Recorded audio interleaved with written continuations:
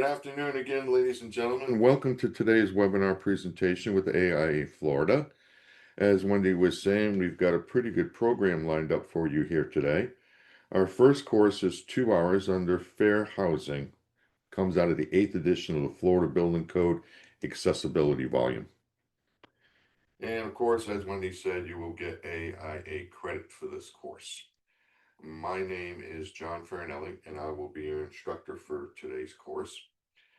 And again, as we said, this is going to provide you with an overview of the administrative and technical provisions that come out of the Fair Housing Act as contained in the Florida Building Code Accessibility Volume. So before we get into the nuts and bolts, let's talk about the history of the Fair Housing Act. It was first passed in 1968, but then we had amendments with new coverages of disability in 88.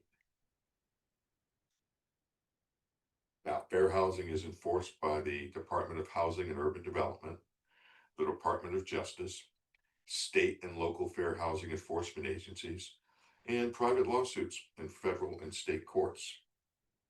Now, as we said, the Fair Housing Act was first passed by Congress in 1968, but we had amendments to that. Okay. In 1988, the Fair Housing Act was amended to cover people with disabilities, but its accessibility requirements only applied to housing built after 1991. So the question then is why? Well, before Congress passed a law in 1968 with the amendments in 88, no federal law required private housing to be accessible unless it was funded with federal dollars. That meant that the Fair Housing Act represented a major change in housing law. And Congress delayed the effective date for access provisions to give developers, builders, and architects more time to incorporate the new access standards into their building plans. Hi, John. Sorry. That's quite all We right. had some of our attendees saying that I think at first you were speaking directly into the microphone, and now it sounds a little like you're further away. All right, let me turn the gain up a little bit here and see Oh, if that's great. that helps. I think that helped a lot. All right, how's that? That any better? Yes. Excellent. Thank you for Thank that. you. No, thank you. Appreciate it. All right, now fair housing is also required under Florida State Statute 760. Here is section 760.23, discrimination in the sale of rental of housing and other prohibited practices. This is item number 10. Covered multifamily dwellings as defined herein, which are intended for first occupancy after March 13, 1991, shall be designed and constructed to have at least one building entrance on an accessible route, unless it is impractical to do so because of terrain or unusual characteristics of the site as determined by commission rule. Such buildings shall also be designed and constructed in such a manner: A. The public use and common use portions of such dwellings are readily accessible to and usable by handicapped persons. B. All doors designed to allow passage into and within all premises within such dwellings are sufficiently wide to allow passage by a person in a wheelchair. C. All premises within such dwellings contain the following features of adaptive design. 1. An accessible route into and through the dwelling. 2. Light switches, electrical outlets, thermostats, and other environmental controls in accessible locations. 3. Reinforcements in bathroom walls to allow later installation of grab bars. 4. Usable kitchens and bathrooms such that a person in a wheelchair can maneuver about the space. Section continues with item D.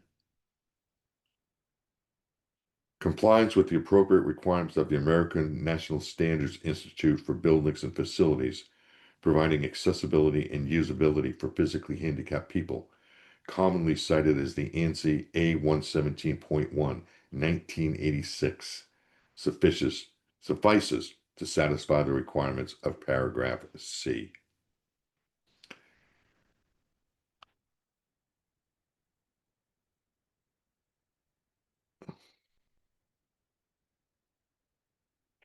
And now that I have your attention, state agencies with building construction regulation responsibility or local governments as appropriate shall review the plans and specifications for the construction of covered multifamily dwellings to determine consistency with the requirements of this subsection.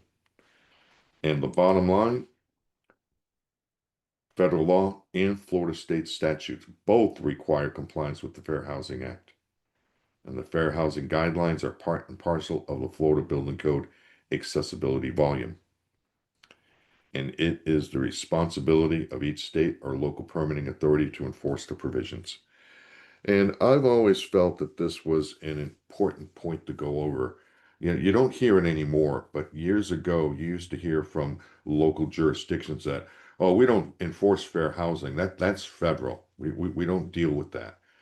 Well, as you can clearly see by both the Fair Housing Act and Florida state statute, it is the responsibility of local building departments to enforce the provisions of the Fair Housing Act.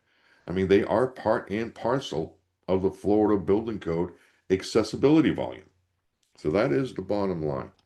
And as you saw, March 13th, 1991 is the magic number in both the Fair Housing Act and state statute, since the provisions in state statute were taken directly from the Fair Housing Act. That's your magic number. Any multifamily housing built after that date must comply. All right, next up here is the Fair Housing Act Amendments of 1988. This is specific Section 804 F5C. The purpose of the Fair Housing Accessibility Guidelines is to provide technical guidance on designing dwelling units, and these guidelines are not mandatory. They are intended to provide a safe harbor for compliance, and the method of compliance is up to the designer. Now, the guidelines, which is what, in my experience, is what most designers use. It is very, very comprehensive. It is fairly clear cut. Keyword there, fairly. And the guidelines are the result of the Fair Housing Act amendments of 1988, Section 804 F5C, as we're seeing here.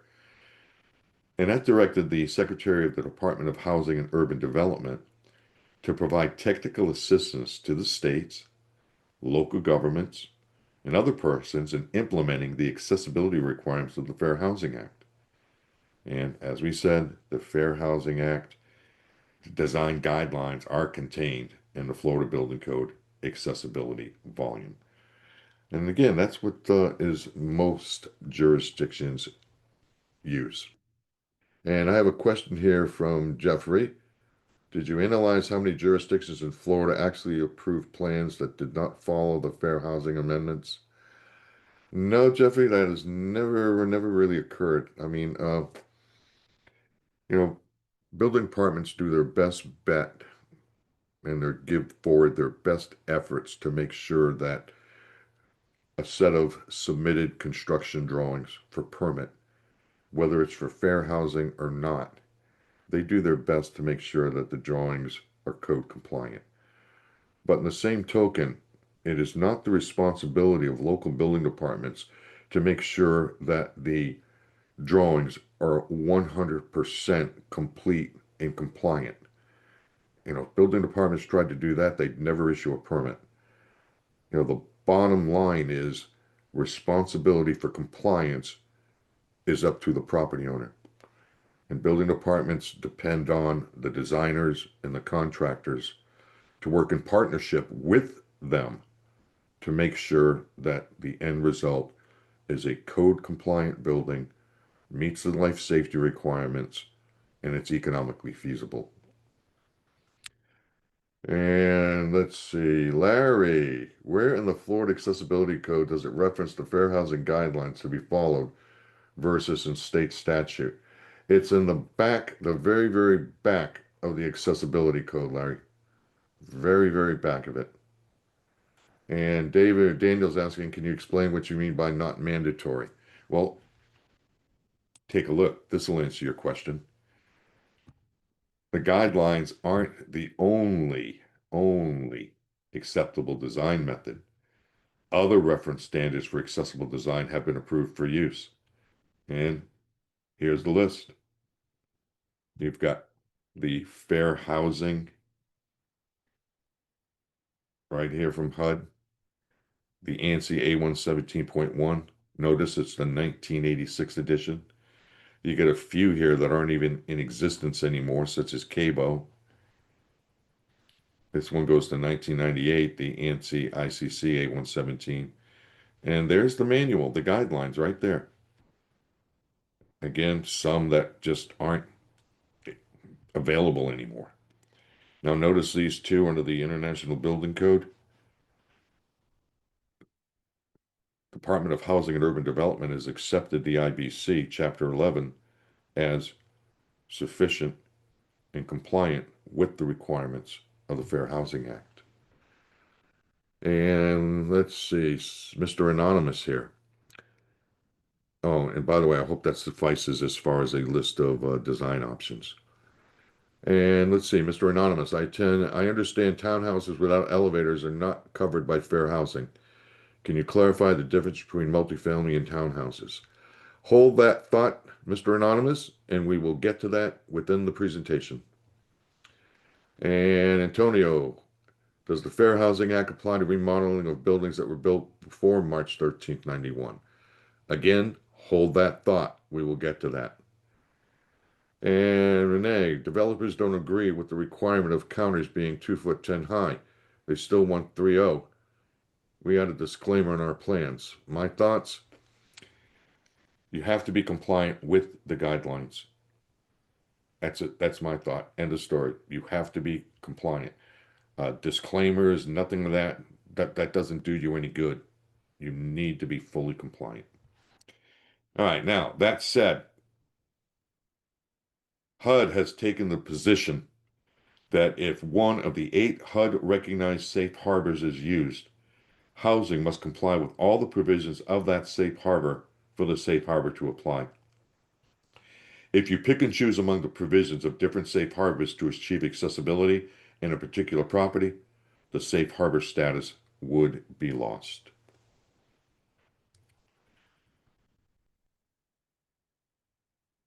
So let's begin our review of the Fair Housing Guidelines as contained in the Florida Building Code Accessibility Volume.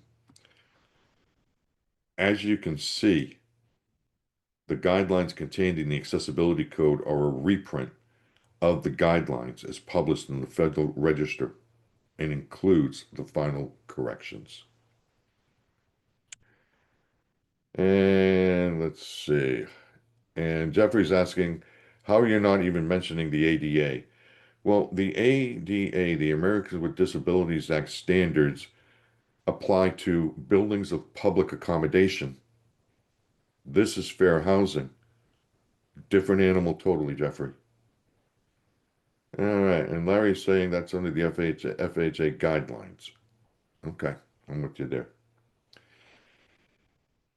All right, next up, show you the format, if you will, of the Florida Building Code accessibility when it comes to the guidelines. And as you can see here, it is pretty clear. Section 1, the introduction, authority, purpose, scope, organization. Section 2, definitions. And there's number 3, Fair Housing Act design and construction requirements, application of the guidelines, and then the guidelines themselves, 1 through 7. And we will look at that individually in depth.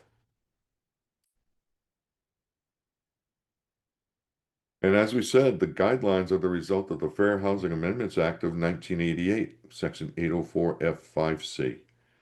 And again, it is part and parcel of the Florida Accessibility Code building volume.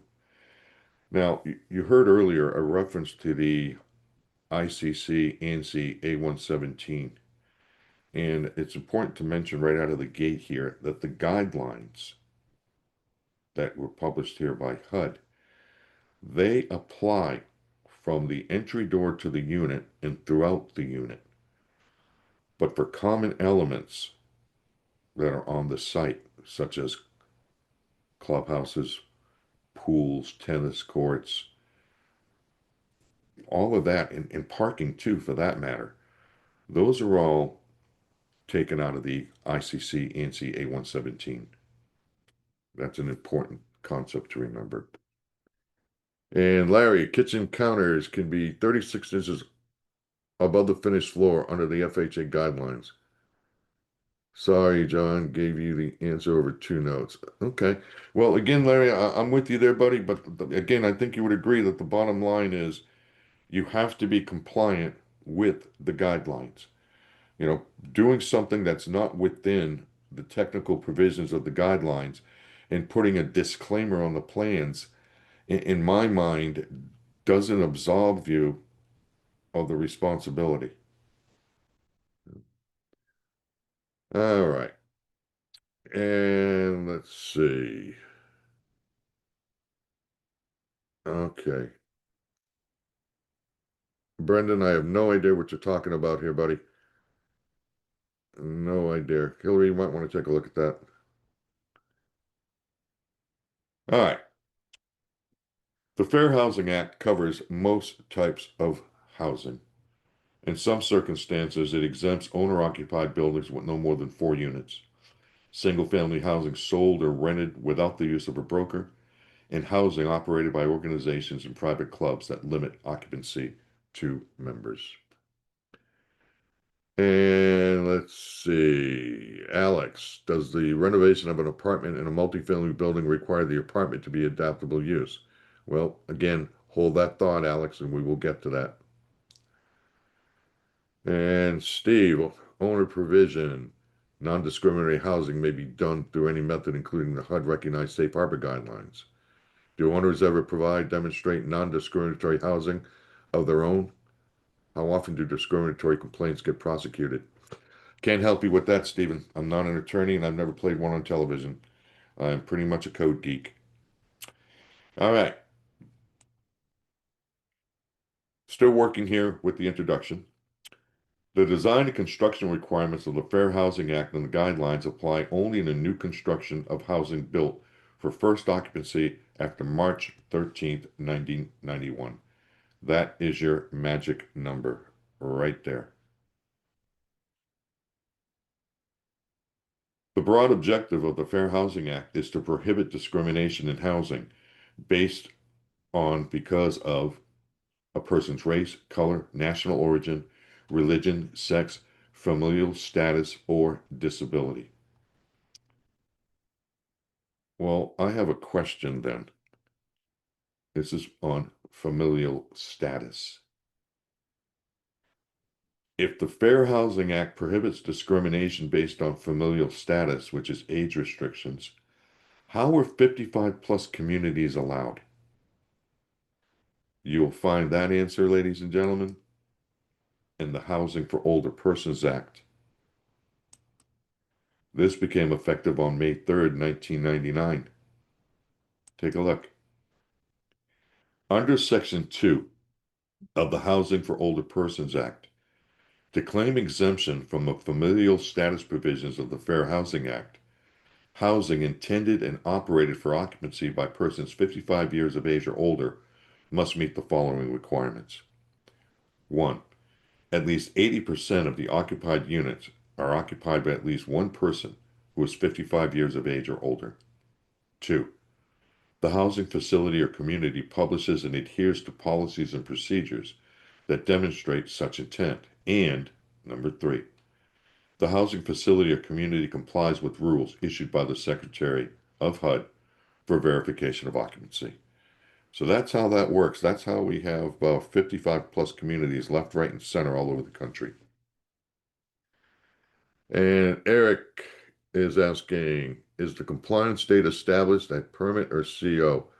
It is established at permit application date, Eric. Florida Building Code requires us to go by the permit application date. That's what we always go to. All right. Now, the Fair Housing Act contains other requirements beyond the design and construction requirements, and these requirements apply to all forms of housing and to all housing-related transactions, regardless of when the property was built and regardless of whether the design and construction requirements apply. To ensure that persons with disabilities will have full use and enjoyment of their dwellings, the Fair Housing Act also includes two important provisions.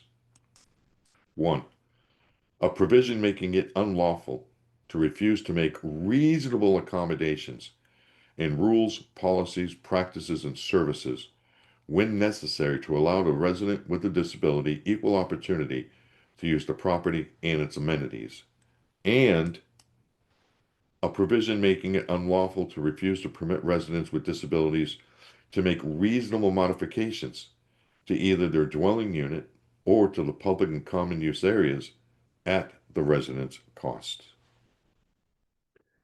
All right, before we move forward here and discuss the reasonable accommodations and reasonable modifications, I do have a comment here from Brendan, or a question actually. If the current IBC code compliance solution is more costly than the 2000, 2001, and 2003, how does the architect justify compliance beyond the current IBC code solution?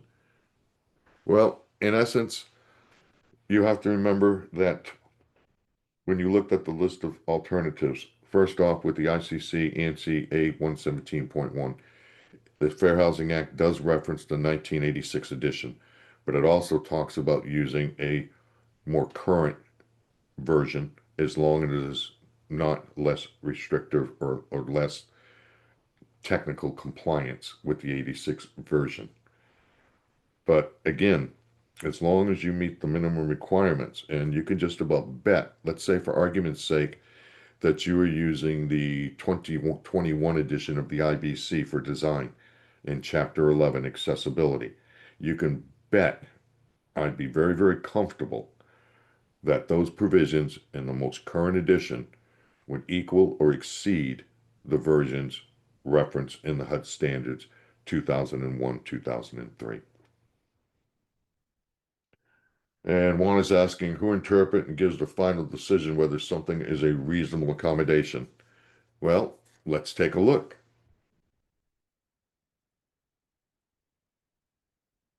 Here is reasonable accommodations. A reasonable accommodation is a change, exception, or adjustment to a rule, policy, practice, or service that may be necessary for a person with a disability to have an equal opportunity to use and enjoy a dwelling, including public and common use spaces. Under the Fair Housing Act, it is unlawful for any person to refuse to make a reasonable accommodation in rules, policy, practices, or services when such accommodations may be necessary to afford a person with a disability equal opportunity to use and enjoy the dwelling. Now, the Act says that it is discrimination and a violation of the law to fail or refuse to make reasonable accommodations to meet the needs of people with disabilities, and that it is discrimination to fail or refuse to permit reasonable modifications to meet the needs of people with disabilities.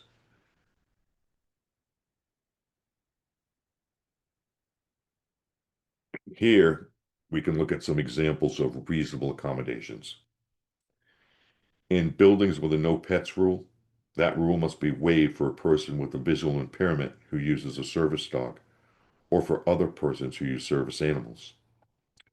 In buildings that provide parking spaces for residents on a first come, first served basis, reserved parking spaces must be provided if requested by a resident with a disability who may need them. And sales material for apartments may need to be provided in a format so an individual with a visual disability may access the information. And Eric is asking, how is a reasonable modification defined? Well, I don't think you will really find a hard definition for it. I think these examples spell out pretty good what would be considered a reasonable accommodation. Now, reasonable accommodation requirements apply to builders, developers, property managers, homeowners associations, and others engaged in housing-related activities. And reasonable accommodations are paid for by the entity providing housing or housing services.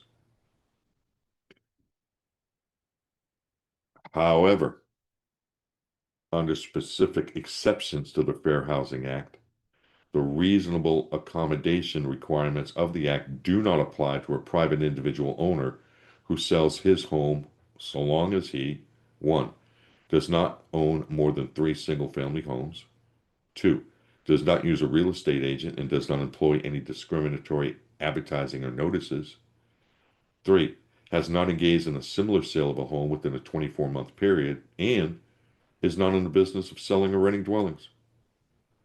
And the reasonable accommodation requirements of the Fair Housing Act also do not apply to owner-occupied buildings that have 4 or fewer dwelling units. Now, this information that I'm showing you here, ladies and gentlemen, this was actually taken from the HUD DOJ joint statement on reasonable accommodations under the Fair Housing Act, and that document was dated May 17th, 2004. So it's been around a while. Now, next up, reasonable modifications. A reasonable modification is a structural change made to existing premises, occupied or to be occupied by a person with a disability, in order to afford such person full enjoyment of the premises. Reasonable modifications can include structural changes to interiors and exteriors of dwellings and to common and public use areas.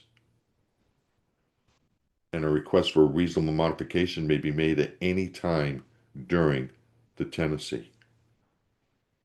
Let's take it a little further. The Act makes it unlawful for a housing provider or homeowners association to refuse to allow a reasonable modification to the premises, when such a modification may be necessary to afford persons with disabilities full enjoyment of the premises. The owner may require that the modification be completed in a professional manner under the applicable building codes, and may also require that the resident agree to restore the interior of the dwelling to the condition that existed before the modification, reasonable wear and tear accepted. Now, you can take things into consideration like doorways, door sizes, if they don't meet the minimum required clear width, things of that nature. And of course, it is very, very clear that under the guidelines that it's up to the tenant to take care of those issues as they see fit to provide a reasonable modification. Okay, now that begs another question. Do the reasonable modification provisions apply to existing residential dwelling units and to the public and common use areas built prior to the effective date, first occupancy after March 13th, 1991, of the Fair Housing Act? Well, the reasonable modification requirements are independent of the Fair Housing Act's design and construction requirements. Reasonable modifications may be requested in older properties built before 1991, in single-family as well as multifamily housing, in manufactured housing, and in properties that are covered by the design and construction requirements. Now, one type of disability discrimination prohibited by the Act is a refusal to permit, at the expense of the person with the disability, reasonable modifications of existing premises occupied or to be occupied by such a person, if such modifications may be necessary to afford such person full enjoyment of the premises. And as we said, a reasonable accommodation is a change, exception, or adjustment to a rule, policy, practice, or service that may be necessary for a person with a disability to have an equal opportunity to use and enjoy a dwelling, including public and common use areas. Now, the courts have applied the Act to individuals, corporations, associations, and others involved in the provision of housing and residential lending, including property owners, housing managers, homeowners, and condominium associations. lenders, real estate agents, and brokerage services. Courts have also applied the act to state and local governments, most often in the context of exclusionary zoning or other land use decisions. All right. And for Mr. Anonymous, the question, is it appropriate to provide only a percentage of accessible units in a multi-unit building? Well, once again, hold that thought. We're going to get there. Eric, all units in a multifamily, multi-story building required to be adaptable or only designated number of units noted as adaptable? Well, again, Eric, hold that thought. We're going to get there. And Maria, so it's up to the tenant to pay for the modification, and that is correct. That is correct, Maria. All right, time now to get in a little bit deeper here and start talking about the scope of the design and construction requirements of the Fair Housing Act. The accessibility requirements of the Fair Housing Act are intended to provide usable housing for persons with disabilities without necessarily being significantly different from conventional housing.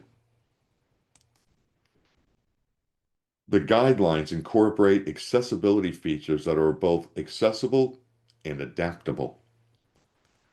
Accessible elements and spaces are those whose design allows them to be used by the greatest number of users without being modified.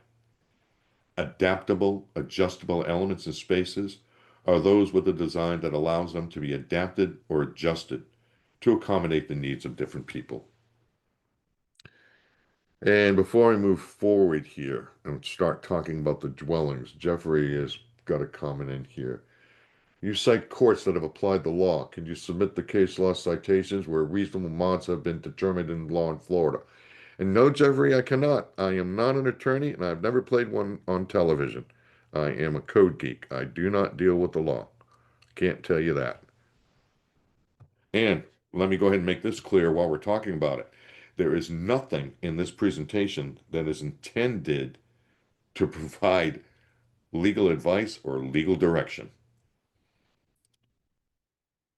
All right. Dwellings covered by the design requirements. The design requirements apply to buildings built for first occupancy after March 13th, 1991, which fall under the definition of covered multifamily dwellings. And covered multifamily dwellings are: one, all dwelling units in buildings containing four or more dwelling units if such buildings have one or more elevators, and all ground floor units and other buildings containing four or more units. So as you can see here, the Fair Housing Act clearly differentiates between buildings with elevators and buildings without. And also, the Fair Housing Act specifically states that dwelling units within a single structure separated by firewalls do not constitute separate buildings. And we'll look at that issue shortly.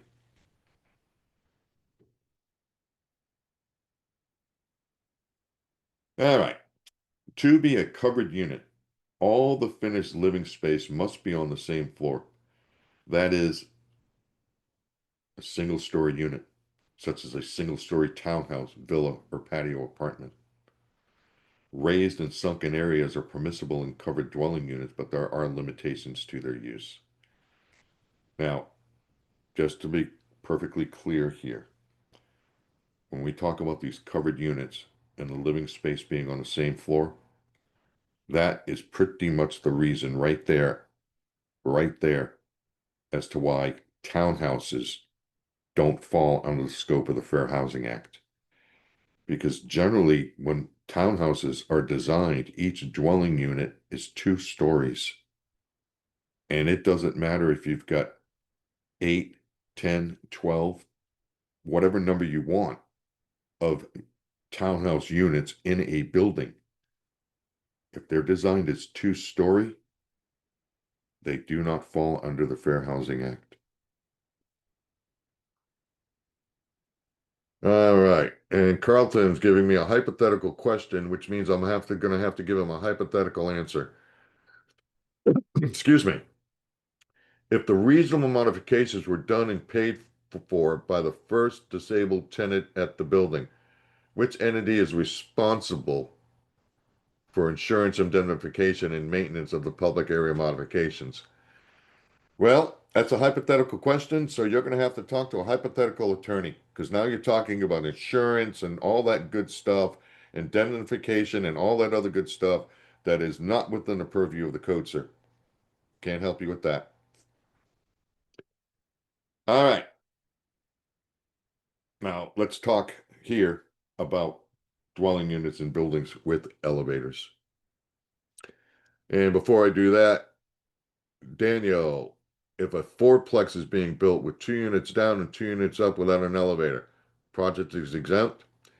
Well, I hate to be redundant, but hold that thought, Dan, because we're going to get there too. And Seth, what about townhouses that are classified as such by zoning code, but are defined as two-story rental apartments under the FBC? Well, again, we're going to look at stuff like that. The key is 4 units or more. Okay. The Fair Housing Act doesn't look at ownership. Okay. And Eric, a townhouse can be a generic term in the building code. A townhouse is considered a fee simple single family unit. Well, again, the Fair Housing Act doesn't really look at things like that. Okay. And John is asking, are all types of townhouses exempt from the Fair Housing Act? Well, again, a rose by any other name. If you have a building with multiple units in it and they're single story, all the living spaces on the ground level, grade level, then yes, it would fall under fair housing. It would fall into fair housing. And again, don't get hung up on terms like townhouse, patio apartment, garden apartment. We don't look at stuff like that. Not under the code and not under the Fair Housing Act. You know, townhouse is a defined term in the code. Absolutely. But the Fair Housing Act doesn't really look at it that way. It's the number of units in the building and whether or not the building has an elevator or not, and whether or not the living space is on the ground floor. All right, so dwelling units and buildings with elevators. The Fair Housing Act definition of a covered multifamily dwelling distinguishes between buildings with elevators and buildings without elevators. Thus, if a building has one or more elevators, all of the dwelling units in the building are covered. All.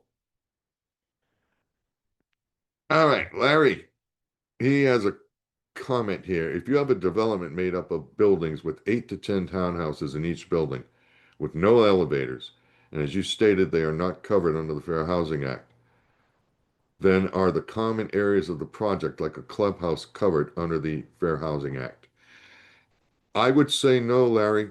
I would say no, because if the dwelling units themselves aren't covered, I can't see how the common areas would be covered.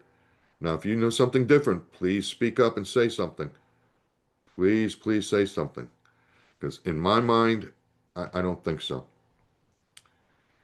All right. And Alexis, it is my understanding that all units on the site must be considered when calculating type A units, regardless of whether or not they're type B units or FHA covered units.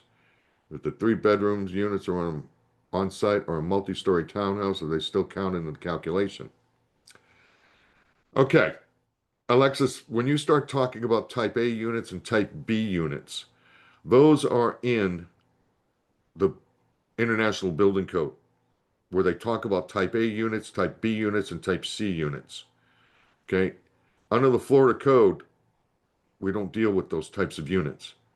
We deal with the Fair Housing Act that talks about type A and type B bathrooms.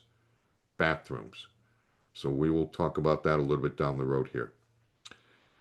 And Stewart's saying, I believe the public areas would be covered under other sections of the building code. Well, I'm going to disagree with that, Stewart, because you got to remember when you have a gated community, they're exempt from the Florida Building Code accessibility provisions, fair housing wouldn't apply. So I disagree with that.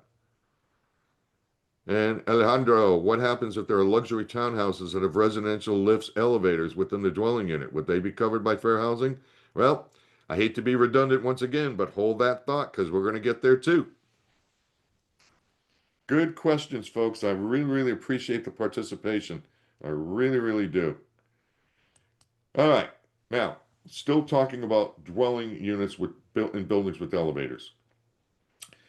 There is one exception to this requirement, and that is when an elevator is provided only as a means of creating an accessible route to a dwelling unit on a ground floor. In that case, the elevator is not required to serve dwelling units on floors which are not ground floors, and the building is not considered to be a building with one or more elevators that would require all dwelling units to meet the requirements of the guidelines. Now, this concept is discussed more fully in Chapter 1, Accessible Building Engines on an Accessible Route, which starts on page 1.21 of the guidelines. All right, let me show you this graphic here to explain what's going on here, and then we can take a look at some of these other comments. So, take a look. Here I have building with an elevator. I have units to the left side here. These are all living space on one floor. All those units would be covered. And if the design has units that are two-story, only the first floor of each unit would be covered. Now let's take a look at some of the comments here from Chris. If a clubhouse, pool, or other common space is only used by the residents of exempt spaces, it's probably exempt. However, if it's made available to guests or potential tenants by the management team during sales, you may need to make it accessible. Well, again, that's kind of a different animal, Chris. I mean, if we're, and I think I know where you're going. If you're talking about a rental community and it falls under fair housing, well, the Fair Housing Act would apply to the dwelling units. And let's say they have a clubhouse, and in the clubhouse, they have a leasing office. Well, the clubhouse itself would fall under the common use areas of the Fair Housing Act. And that's where the ANC A117 would kick in. But the leasing office would be considered a portion of the building that's a public accommodation. And that leasing office would have to meet the tenets of the Florida Building Code accessibility volume. Let me know if that works for you. And Jeff is saying the Fair Housing Act is federal law, which you're applying to in-state housing and federal funds, such as Section 8 could be used. So how's the ADA not implicated? Well, again, now you're opening up another can of worms here, Jeff. If you've got federal money involved, the Rehab Act is going to kick in. So that's a different animal altogether. Okay? And that is in the accessibility code volume, not fair housing, when you have federal money involved. And John's asking, are freight elevators exempt? Yep. And Stefan's asking, I believe the FHA covers common areas if those areas are available to the public at any time. Well, again, it's not a building of public accommodation. Fair housing has nothing to that. And Jacobus is asking, why are the two-story units not exempted like other two-story? Because there's an elevator in the building. That's what it's all about. There's an elevator. Now, somebody had mentioned earlier about units up and units down. Take a look at this. The ground floor is defined as a floor of a building with a building entrance on an accessible route. And the ground floor may or may not be at grade. I mean, take a look at this graphic here that I've got. Here I have to the far left a unit that has a finished basement, and that makes it a two-story unit. So it is not covered. Here I have a single-story unit. It would be covered. But here, I've got two more two-story units. Those would not be covered. Those would not be covered. But I've got one, two, three, four units in the building, so fair housing is going to be applicable per the tenets of the Fair Housing Act. Now, something else. The definition of ground floor further provides that where the first floor containing dwelling units in a building is above grade, all units on that floor must be served by a building entrance on an accessible route. And the ground floor, or this floor, will be considered the ground floor. Right here. That would be considered the ground floor. I've got one, two, three, four, five, six. 6 units. It is above commercial space. Could be B's, M, whatever occupancy down here with residential above it. That would be considered the ground floor. Now, a little more on ground floor dwelling units. If more than one story can be designed to have an accessible entrance on an accessible route, then each story becomes a ground floor and all units on those stories are covered.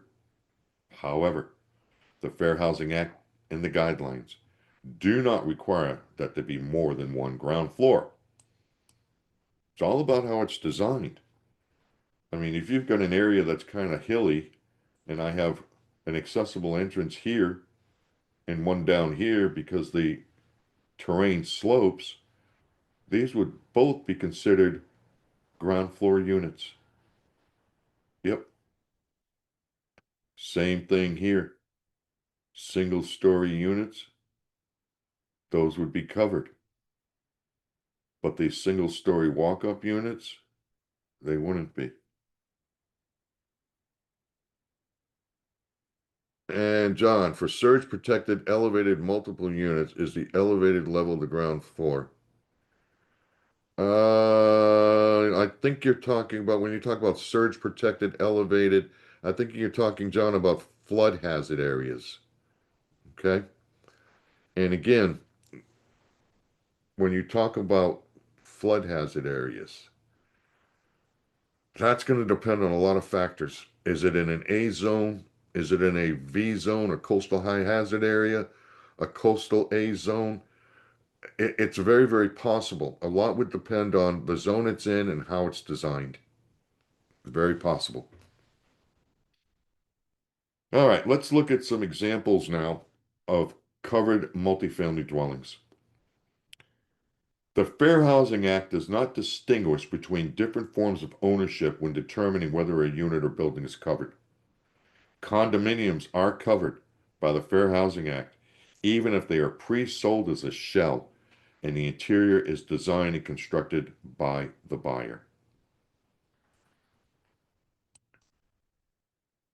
All covered units must comply with the design and construction requirements of the guidelines.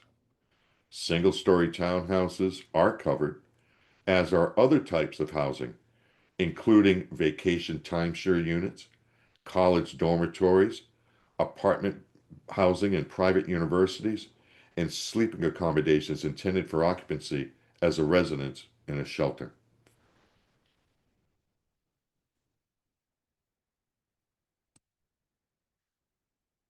Continuing care facilities or retirement communities are covered, even when they include health care, provided that the facility includes at least one building with four or more dwelling units.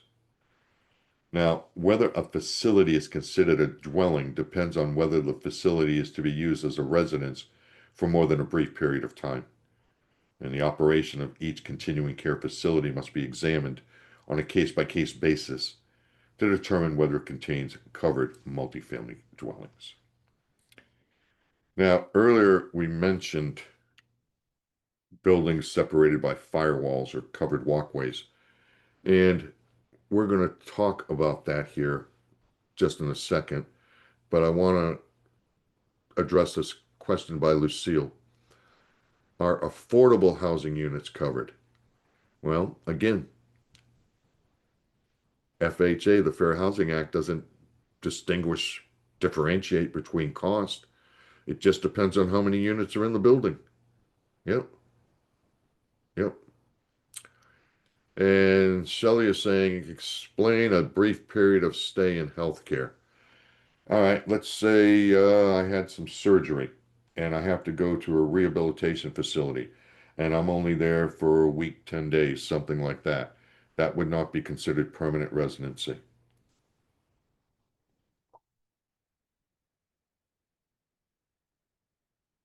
All right, here we go. All right. Well, before we go here, Jeff, so since most of Florida real estate sets below hurricane flood stage and jurisdictions are pushing for open first stories, that would make all new single family multiple floor to be not covered by the guidelines. Well, first off, again, Jeff, you mentioned single family dwellings. Those are not applicable under fair housing anyway. Okay?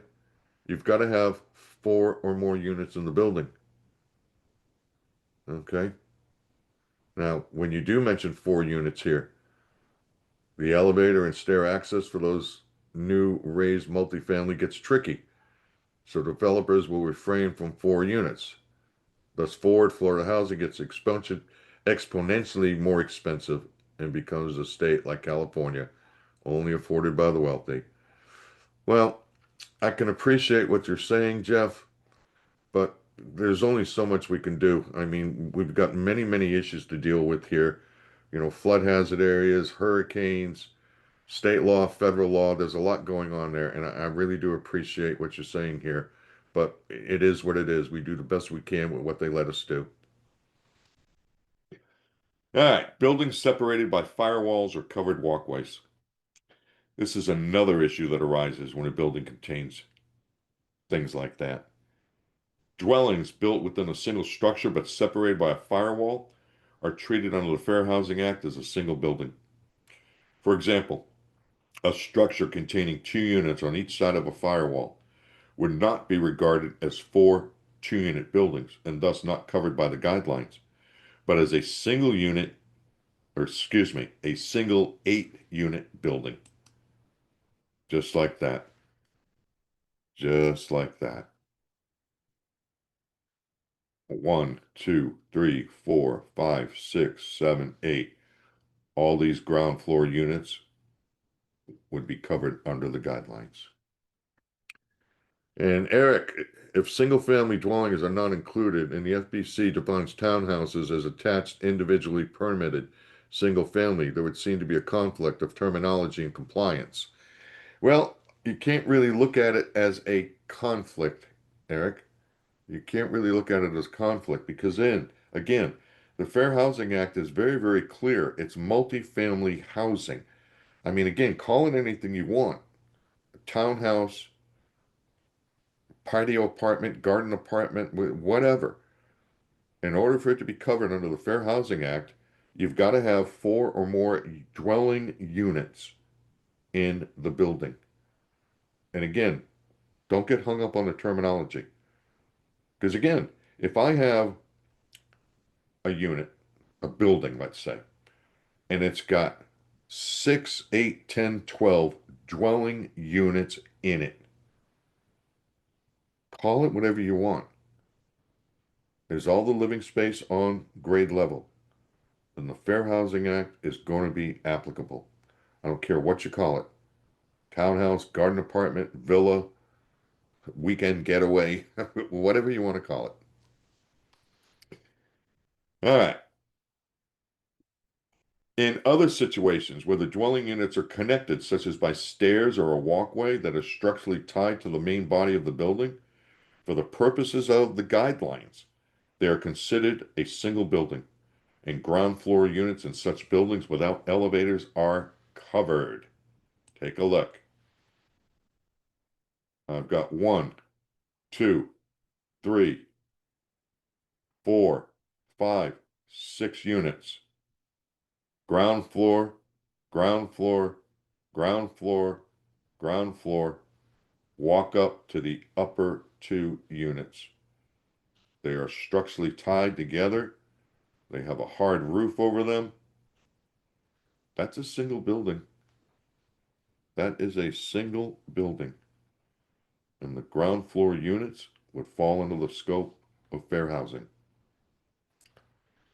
Now, somebody asked earlier about remodeling and conversions and things like that. Well, what about changes of occupancy too? What about when a building undergoes a change of occupancy classification, which under the guidelines is termed as a building conversion? Well, if the building was used previously for a non-residential purpose, such as a warehouse, office building, school, and is being converted to multifamily housing, the conversion is not covered. The Fair Housing Act only applies to covered buildings for first occupancy after March 13th, 1991, and the regulations define first occupancy as a building that has never been used for any purpose, never been used before for any purpose. Now, what about another somewhat unique situation when a new building is constructed behind a preserved facade? And this can occur when the building facade is found to be of architectural significance or deemed as historic. Well, in cases where the facade of a building is preserved, but the interior of the building, including all structural portions of the floors and ceilings, is removed, and a new building is constructed behind the old facade, the building is considered a new building for the purposes of the Fair Housing Act. Thus, it is covered and must comply with the guidelines. Just like that. The facade is all that remains of the original construction. Build new behind it, tie it into the facade. That's new construction. Something else to consider, additions. They are also addressed in the guidelines. When an addition is built as an extension to an existing building, the addition of 4 or more units is regarded as a new building and must meet the design requirements of the guidelines. But you do not, repeat, you do not have to go into the existing portion and bring it up to the standards. It is only the addition that you have to worry about. All right, let's talk a little bit more.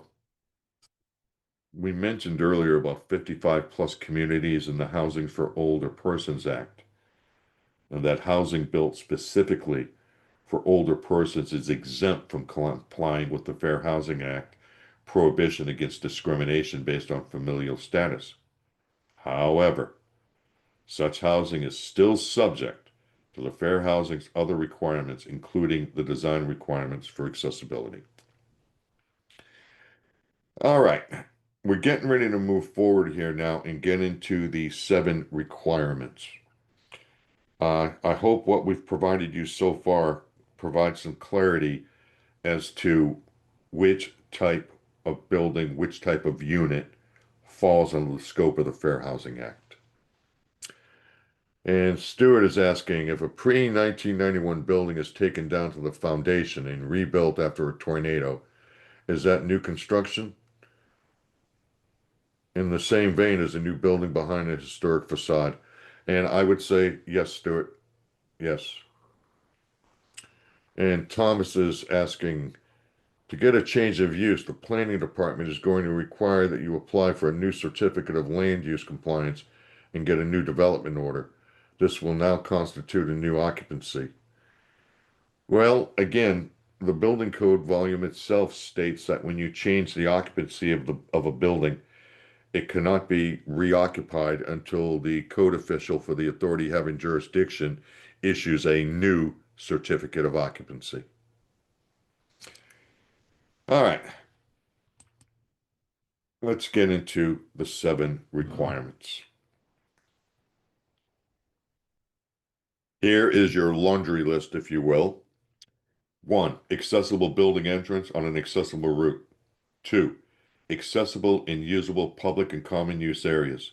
3, usable doors. 4, accessible route into and through the covered dwelling unit.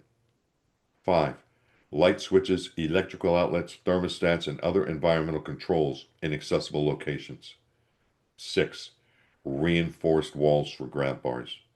7. Usable kitchens and bathrooms. Now, the requirements provide for a minimum level of accessibility. Congress, when it passed these requirements, said that it intended that the accessibility provisions of the Fair Housing Act would facilitate the ability of persons with disabilities to enjoy full use of their homes without imposing unreasonable requirements on home builders, landlords, and residents without disabilities. Congress stated that compliance with these basic requirements would eliminate many of the barriers that discriminate against persons with disabilities in their attempts to have equal housing opportunities. Now, the design and construction requirements were developed to provide access for people with different types of disabilities. Although some of the requirements focus on people who use wheelchairs, meeting the requirements will also meet the needs of many other people. People who can benefit from accessible features may include people with arthritis or sports injuries who have difficulty turning or gripping door hardware, people who use crutches, canes, or walkers, people who, because of age or illness, may have limited mobility or reach ranges, and even people who push strollers, carry groceries, or move furniture. People who have vision or hearing disabilities also benefit from a variety of the provisions in the requirements. And let's see. And Federico is making a comment, giving us a heads up here. In a building where the ground floor is above shops or parking, accessibility to that second floor will be required by means of a lift or an elevator. I don't think that is necessarily the case, Federico. You can do stairs for a walk up. They're still considered ground floor, but there's nothing in the Fair Housing Act that requires an elevator. So I'm going to disagree with that. All right, now we mentioned earlier the ANSI standard.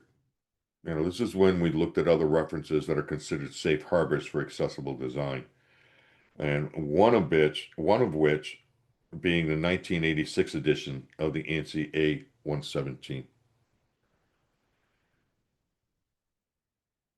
The Act and HUD's implementing regulations, as well as the final Fair Housing Accessibility Guidelines, the guidelines, reference the 1986 ANSI A17.1, American National Standard for Buildings and Facilities, providing accessibility and usability for physically handicapped people, as an acceptable standard to meet when designing accessible elements, spaces, and features outside the covered dwelling unit. All right, and that's what I had mentioned earlier. It's generally used for the common use elements, parking, tennis courts, pools, you name it. The guidelines go from the front door of the dwelling unit throughout the unit. So whenever the guidelines state that the ANSI standard or the ANSI A17.1 standard must be followed, it means the 1986 ANSI A117.1 standard or an equivalent or stricter standard. And the ANSI A117.1 standard contains only technical criteria, whereas the Fair Housing Act, the regulations, and the guidelines contain both scoping and technical criteria. When using any of the ANSI standards, it is necessary to consult the Act, HUD regulations, and the guidelines for the scoping requirements. Now, that give you a perfect example of that. We said that the ANSI A117 is going to cover parking, but the ANSI standard doesn't tell you how many accessible parking spaces you got to have. That's in the guidelines. So, off the top of your head, can anybody tell me what the percentage is of accessible parking you have to provide? Yeah, give that some thought. And while you're doing that, a question from Antonio. John, you mentioned additions and changes in use, but is remodeling of buildings that were built before March 13th, 91 affected? And the answer is no. No, doesn't fall there. All right, as far as the percentages, oh boy, everybody's all over the board here. Everybody's all over the board. All right, I think what we need to do with that is just hold on to that and we'll get to it. I think that would be the best thing. All right. So let's get into some of the specifics of the 7 requirements. And before we do that, we do a little computer maintenance here. Come on. Yeah, I'm just looking through the list here of the comments and it's all over the board here. So we're going to hold that thought on parking. All right. Here is the index here. As we said, it runs 1 through 7. So we will start with requirement number 1, an accessible building entrance on an accessible route. An accessible route is defined as a continuous unobstructed path connecting accessible elements and spaces in a building or within a site that can be negotiated by a person with a severe disability using a wheelchair, and that is also safe for and usable by people with other disabilities. Now, a route that complies with the ANSI A117.1 1986, that works. Yep.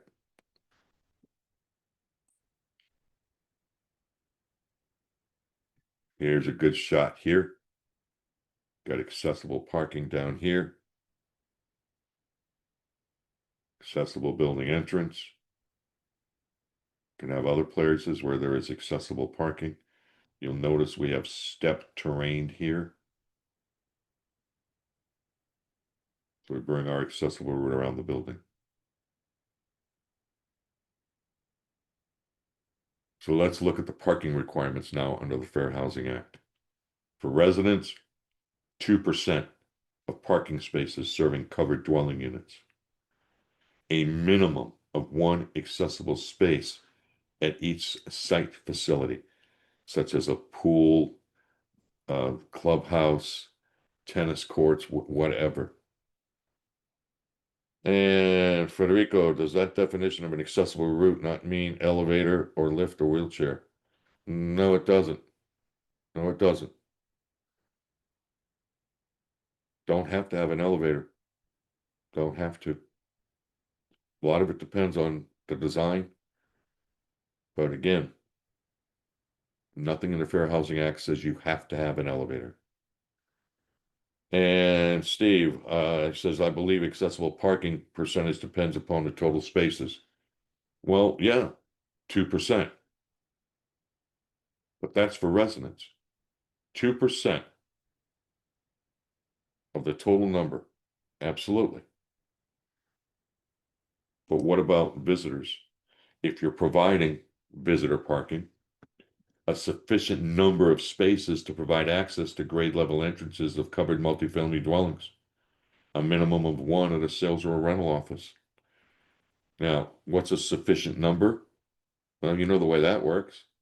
That'll be based upon an agreement between the design professional of record, the architect, and the code official for the authority having jurisdiction. That's it.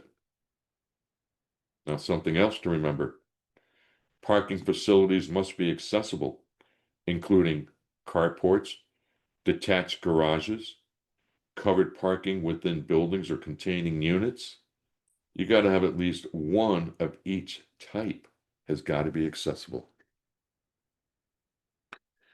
And Daniel's saying, seems a little odd that when all 4 units would need to be compliant, yet only 1 parking spot would be required on a 4-unit project. Well, again, it's all about the percentages, and you have to remember, Fair Housing Act isn't just intended for people in a wheelchair. It's for other people, different types of disabilities. And it's all about balance. I mean, if that was the case, think about it this way. Because remember, in a multi-story building that has an elevator, all the units are covered. So let's say there are 200 units in the building. It would be absurd to have 200 accessible parking spaces. That wouldn't make sense. Alex is saying or asking, following the comment, if you renovate a bathroom in a multifamily apartment, does that trigger to make that apartment adaptable use or ADA accessible? Currently working on an apartment renovation on the 14th floor, replacing toilet fixtures in kind, but during the renovation, the contractor decided to relocate and swap spaces between the water closet and the vanity sink. Well, first off, Alex, was the building built after March 13th, 1991? If it was, it should have been designed under the fair housing guidelines to begin with. If it doesn't, if it was built before March 13th, 1991, fair housing doesn't really apply. Now, here is a good shot. This graphic shows the technical provisions and dimensions of an accessible parking space. Now, the minimum specification in the ANSI standards for an accessible parking space is 96 inches, okay? And a 60-inch or 5-foot wide access aisle. Now, parking spaces, or excuse me, accessible parking spaces serving that public leasing office or other facility open to the public located within a multifamily project. And we mentioned this earlier.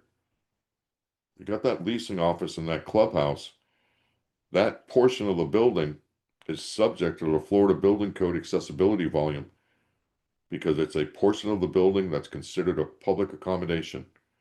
And in these cases, the accessible parking spaces, they're required to be 12 foot wide. I mean, there is a difference between the accessible parking under the Florida Building Code accessibility volume, the Fair Housing Guidelines, and the Americans with Disabilities Act for that matter. Here's your Florida space. This comes out of Florida State Statute 553. Yep, 553.5041, item 6, requires that accessible parking spaces, they must be predominantly outlined with blue paint, must be repainted when necessary to be clearly distinguishable as a parking space designated for persons who have disabilities. Statute further goes on and states that the access aisle must be striped diagonally to designate it as a no parking zone. Now, there is no direction in the statute as to the number of diagonal lines, line color, or diagonal stripe angle or direction, but you're looking at 12-foot wide spaces. All right. And Mr. Anonymous, does the FHA have any parking requirements for providing ADA van spaces? No, it does not. Fair housing is fair housing. Accessibility is accessibility. Different animal. All right, so here's a good shot. When a building has an individual entrance for each unit, each entrance must be accessible and have an accessible route from the accessible parking area. Here's a good shot, 32-inch minimum clear door opening, low bevel threshold, usable hardware, clear maneuvering space, no step at the entrance to the landing, and there's your accessible route.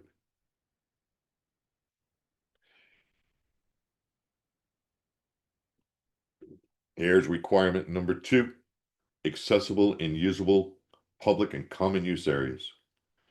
Common use areas are defined as rooms, spaces, or elements inside or outside of a building that are made available for the use of residents of a building or the guests thereof.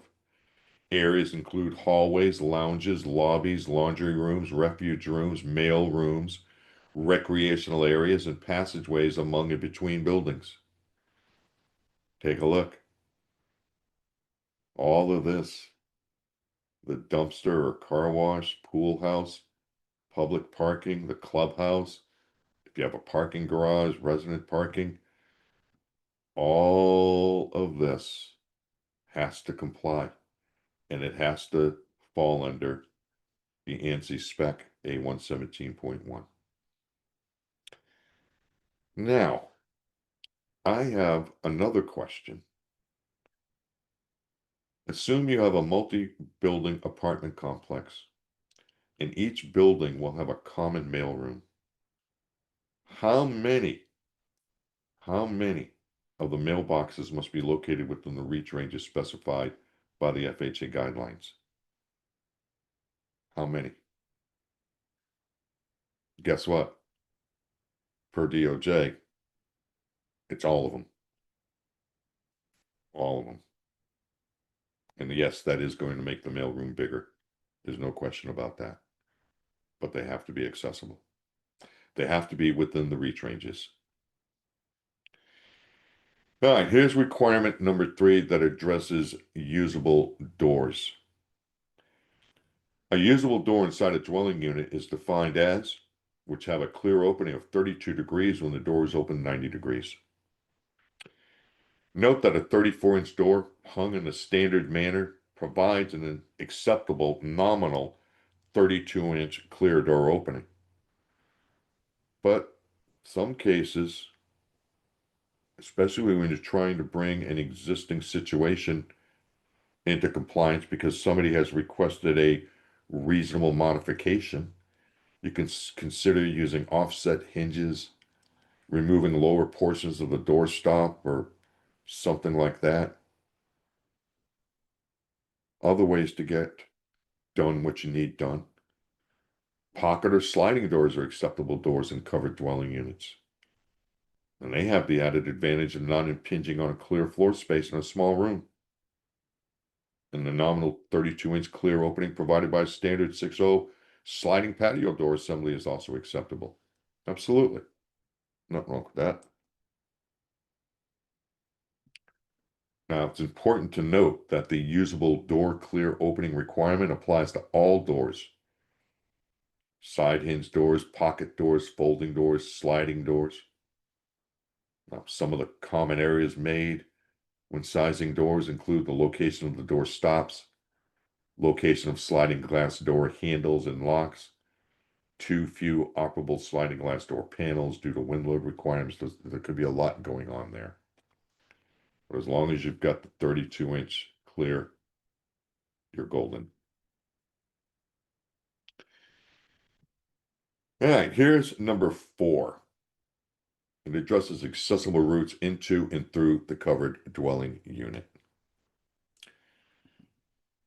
Minimum clear width, 36 inches. Changes in level between 1/4 inch and 1/2 inch, beveled 1 to 2. 3/4 inch thresholds at exterior doors, they have to be beveled 1 to 2 also. Because when you think about it, anything more than that is a speed bump to somebody in a wheelchair, and it can constitute a tripping hazard, somebody using crutches, a cane, or a walker. So accessible thresholds never more than 1/2 inch high, except at exterior doors where they can be up to 3/4. But as you saw, they have to be beveled.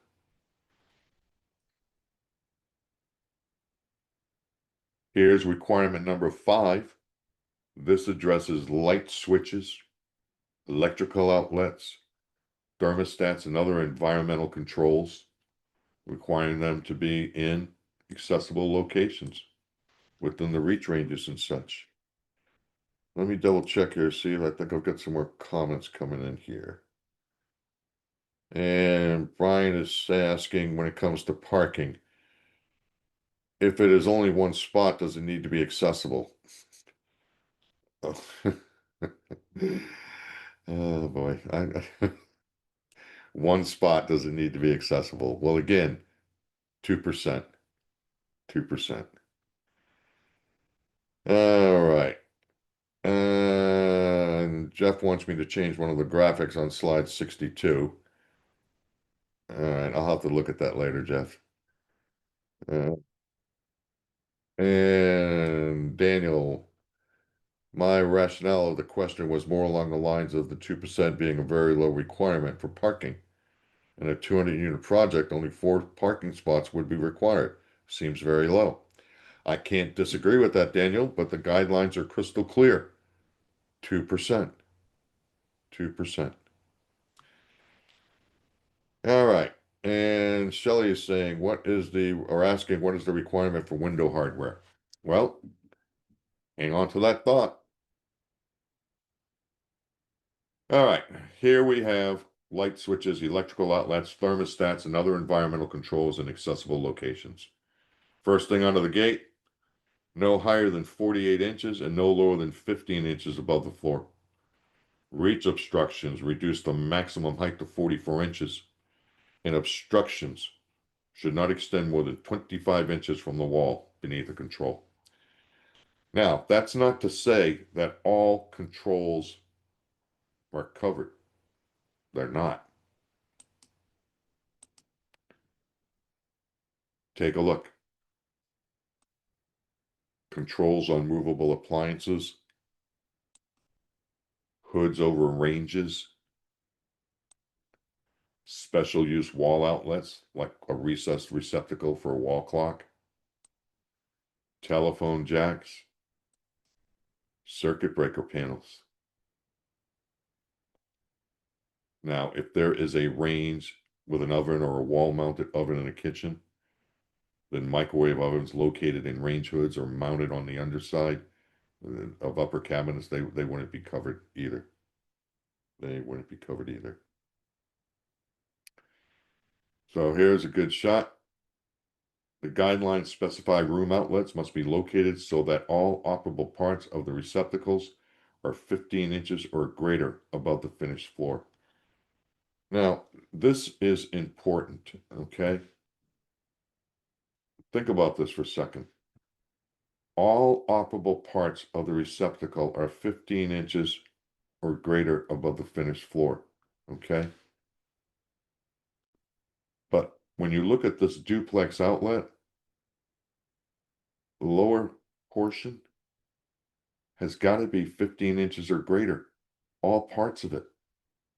Which means if your electrical contractor centers the box to the dimension, it's not going to be in compliance. I always tell contractors, I tell everybody, put a note on the plan, do something to make it crystal clear that for receptacles above the floor, measure 15 inches to the bottom of the device box. And that will guarantee that both parts of this duplex receptacle are within the guidelines. 15 inches to the bottom of the device box.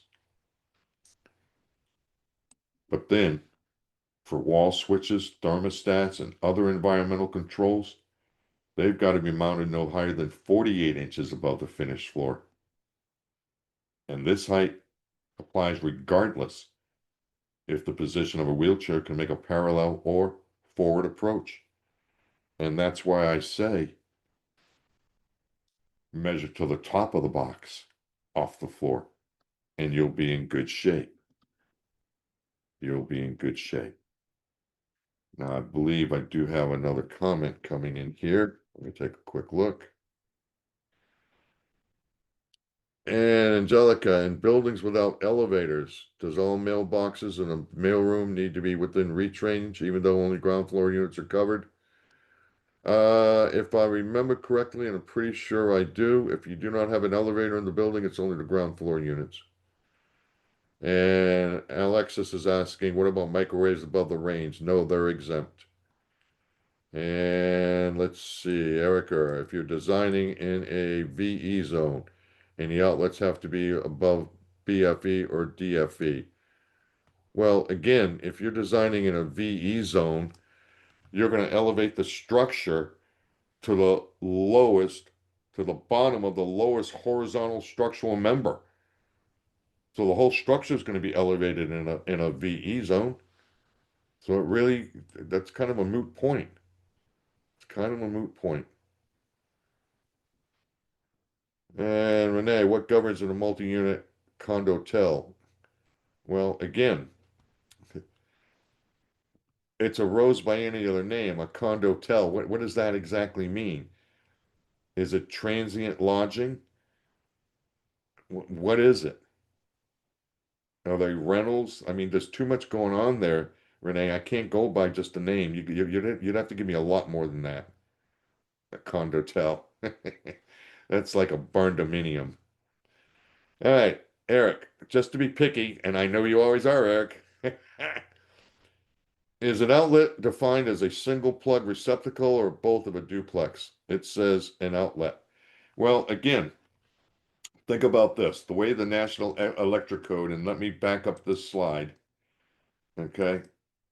The National Electric Code says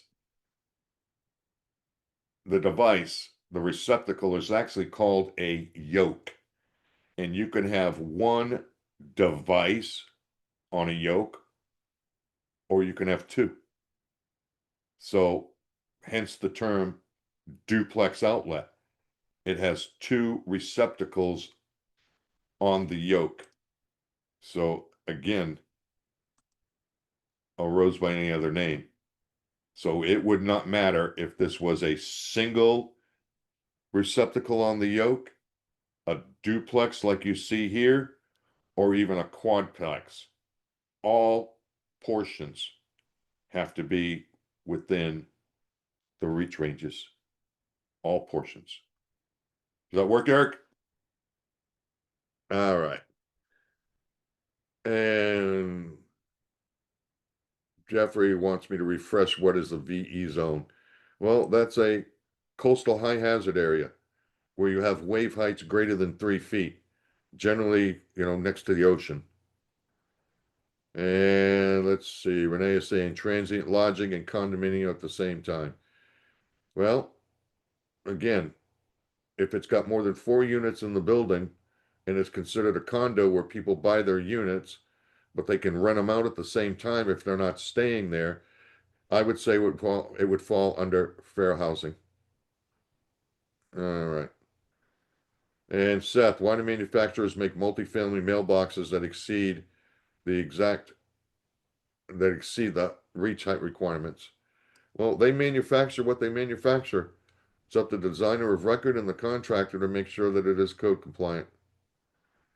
Let's see.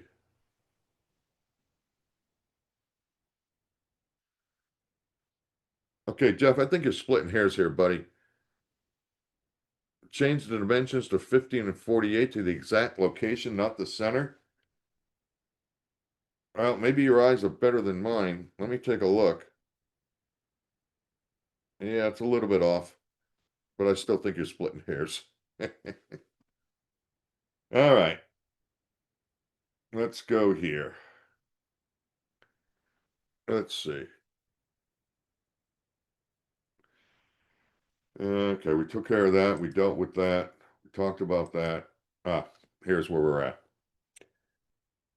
Still talking about accessible controls. The maximum side reach distance from a parallel approach over an obstruction is 24 inches. Controls must be installed at a maximum height of 46 inches above the floor. Okay.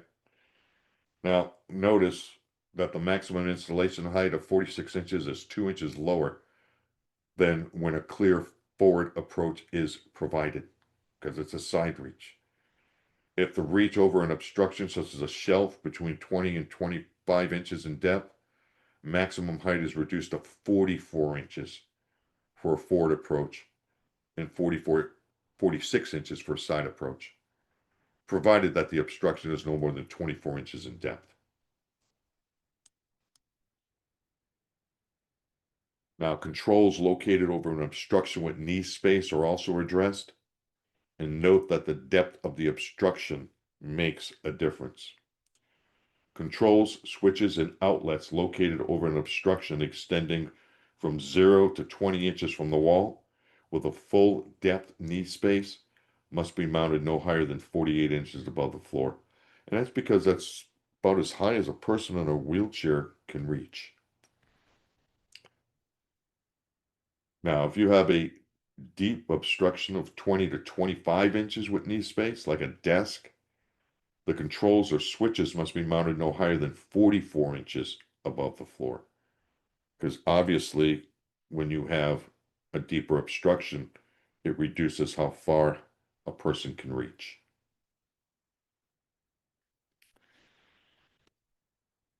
All right,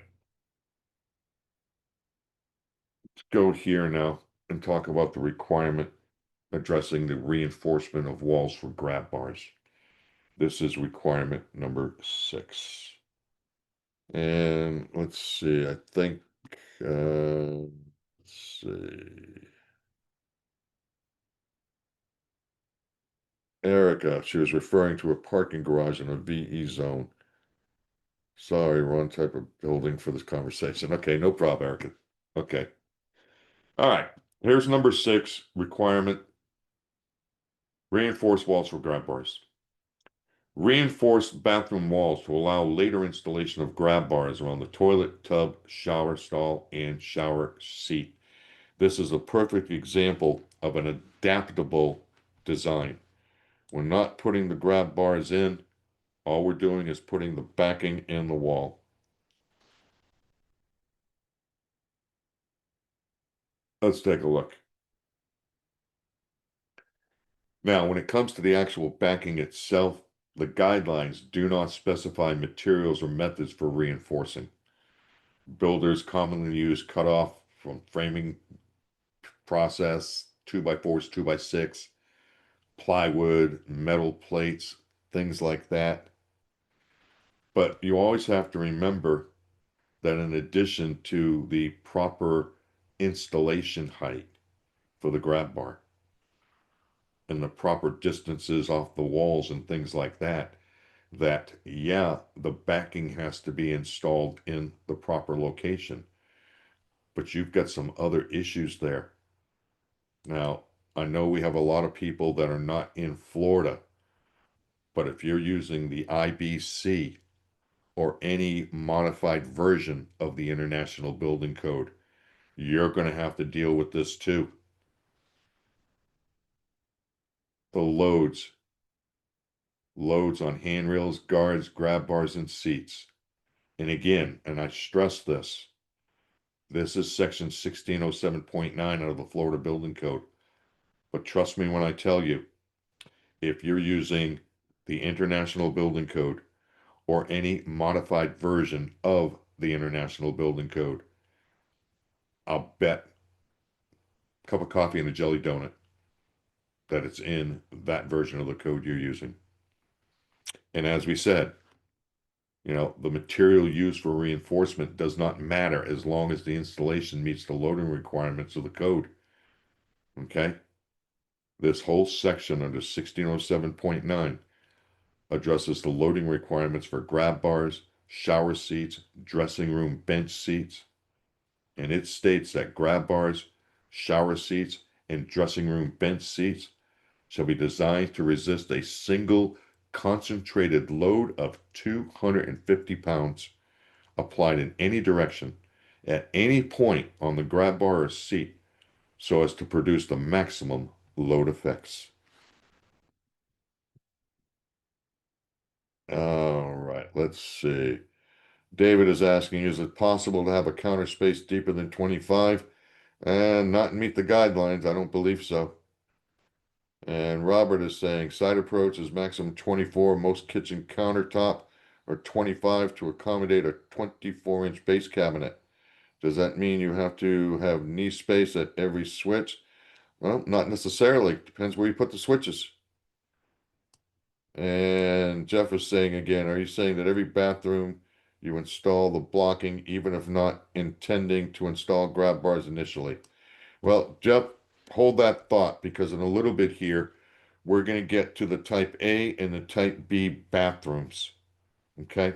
And that's going to make a difference. It's up to you as the designer to choose which type of bathroom and so on. We're going to talk about that. All right. Now, as we said, the location of the reinforcing has to be proper. These graphics depict the dimensions required for the size and location of the grab bar reinforcement at the toilets. Okay. Take a look here. And again, these graphics, ladies and gentlemen, come right out of the guidelines.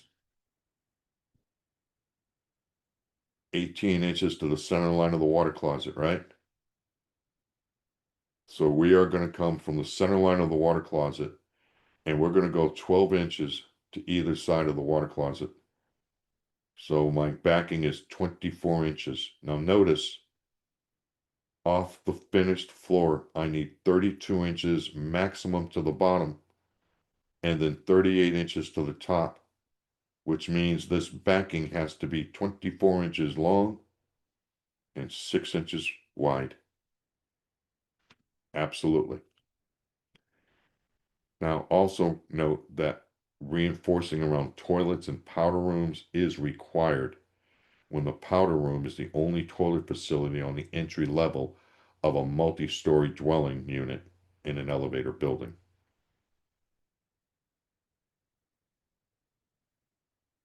Here are some graphics here looking at the grab bar reinforcement for bathtubs. Now, the guidelines specify it very, very clearly once again. So take a look at the back wall. 6 inches maximum distance off of each end wall. So you're looking at 48 inches minimum in the length, 6 inches above the lip of the tub, 38 inches to the top. That's a pretty solid piece of backing on the back wall. Notice at the side walls, the head, if you will, 32 inches maximum to the bottom, 38 maximum to the top, and 24 inches minimum from the edge of the tub, the front edge. Yep. Now, the guideline specifications are minimums.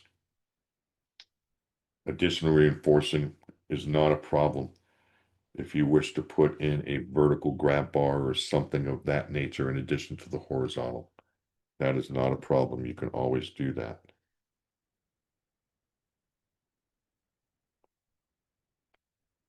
Here's the showers. Sidewall, 32 to 38 again. Full length. Same thing in the back wall. 32 to 38. Full length. Absolutely. And something to worry about. Make sure your plumber knows what's going on. Because if he puts his valve where the backing needs to go, you're going to have a problem. You're going to have a problem. He needs to be aware of where the backing is going to go because there's nothing in the guidelines that say that this shower valve can't be above it or below it. There's nothing there. It's all about the backing for the grab bars. All right, let's see. I think I've got some more comments coming in here. Let's see, what do we got? And Antonio, is the toilet reinforcing diagram, the flushing handle is not on the open accessible side. Is that okay?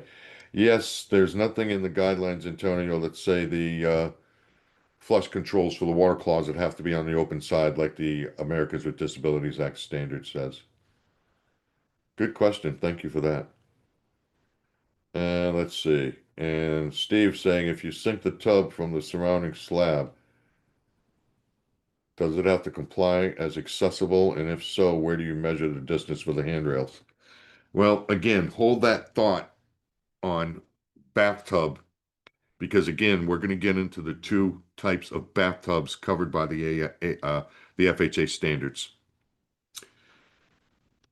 But before we do that, I do have another question. What about vertical grab bars? Are they required? Are they permitted? Well, again, the ICC A17.1 does follow the Department of Justice 2010 ADA standards for accessible design. There are some differences though, and one of the most common one is the vertical grab bar.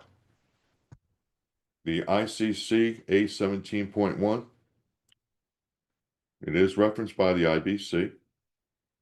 It does require an 18-inch minimum vertical grab bar at the water closets. And the ADA standards, they don't require this grab bar, but they will allow that second grab bar to be installed within the 12-inch clearance above the horizontal grab bar if there's a separation distance of 1.5 inches minimum. So if you want to put a vertical grab bar in there, folks, no issue with that. There's no issue with that.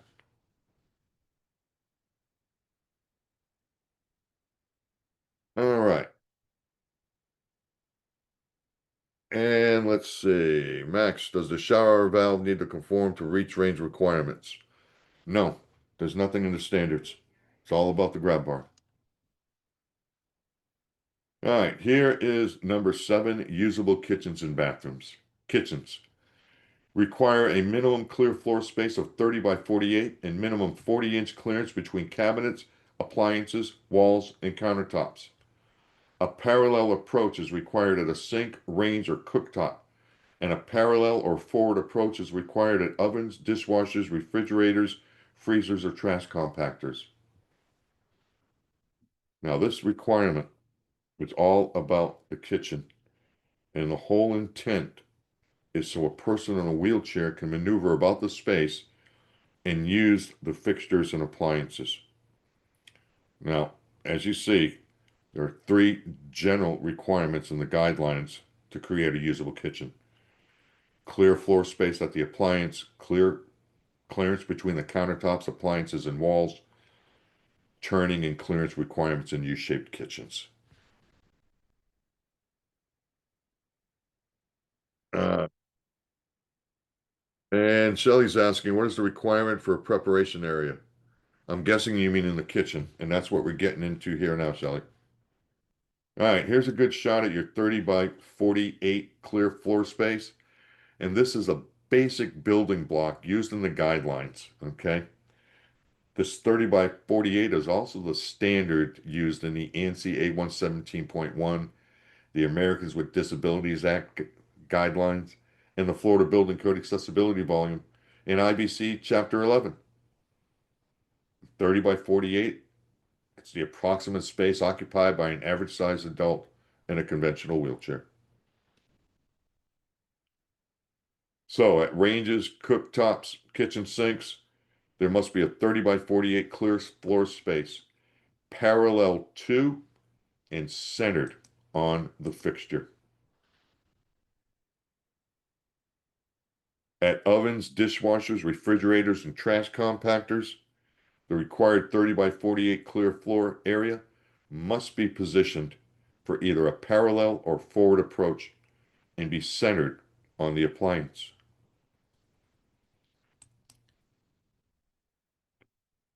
Now, a minimum clearance of 40 inches must be provided between all opposing cabinets, countertops, appliances, or walls. Handles of appliances may overlap into the clearance area.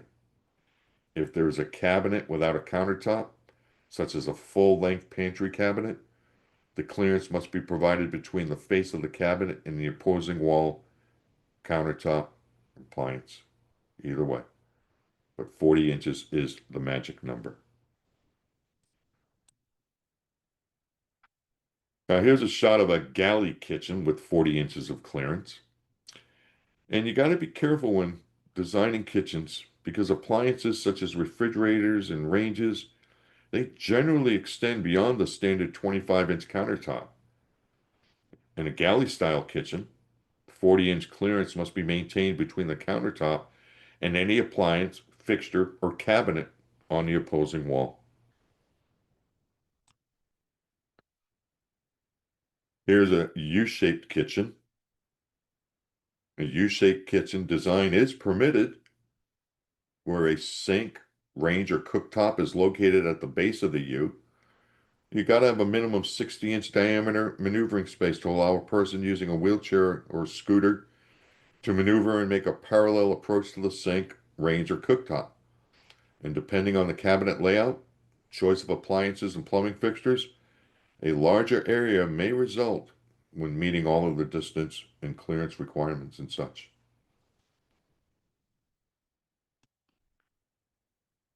Now, a narrow U-shaped kitchen is permitted, but only if there is knee space or an easily adaptable cabinet is provided under the cooktop or the sink. If permanent knee space is not provided, removable base cabinets must be provided, and the area under and around the sink must be finished. Must be finished. And the minimum distance of 40 inches, it's still got to be maintained between opposing cabinets, countertops, appliances, and walls.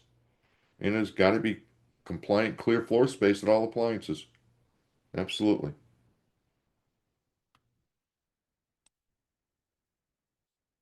Now here, this design uses a 30 by 48 inch clear floor space, and it provides for forward and parallel approaches. Okay.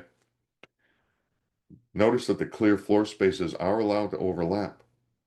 And notice how each clear floor space is centered in front of the fixture or appliance it is intended to serve. Now, for this design to work, the center of the sink has got to be a minimum of 24 inches from the adjacent cabinet. Got to be. All right.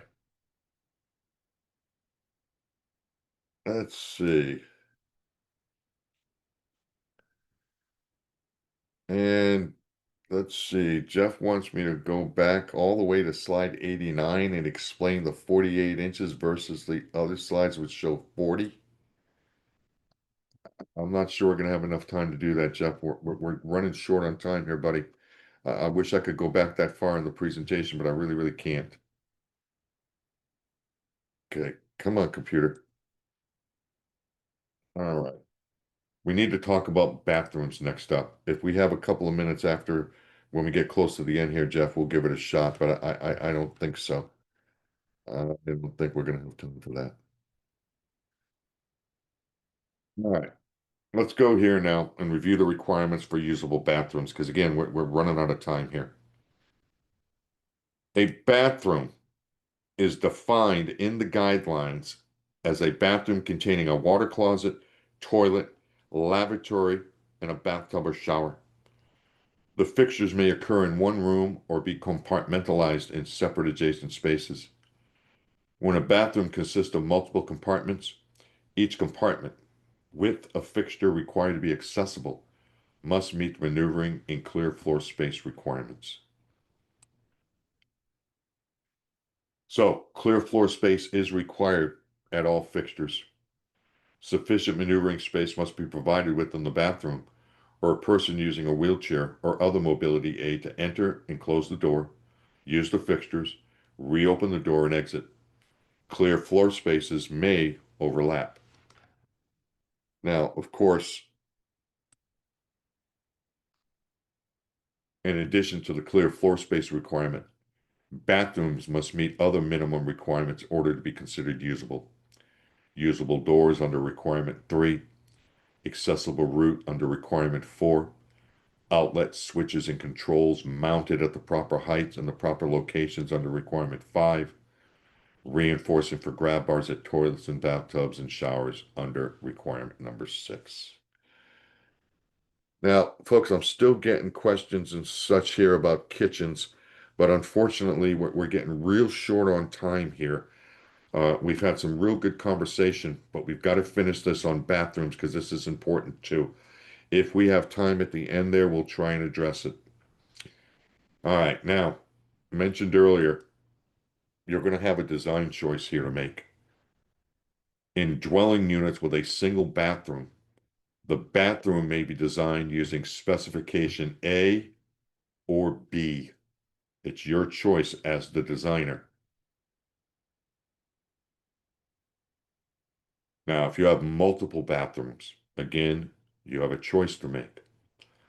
All bathrooms comply with specification A, or one bathroom complies with specification B, and the other bathroom not required to meet maneuvering and clear floor space requirements.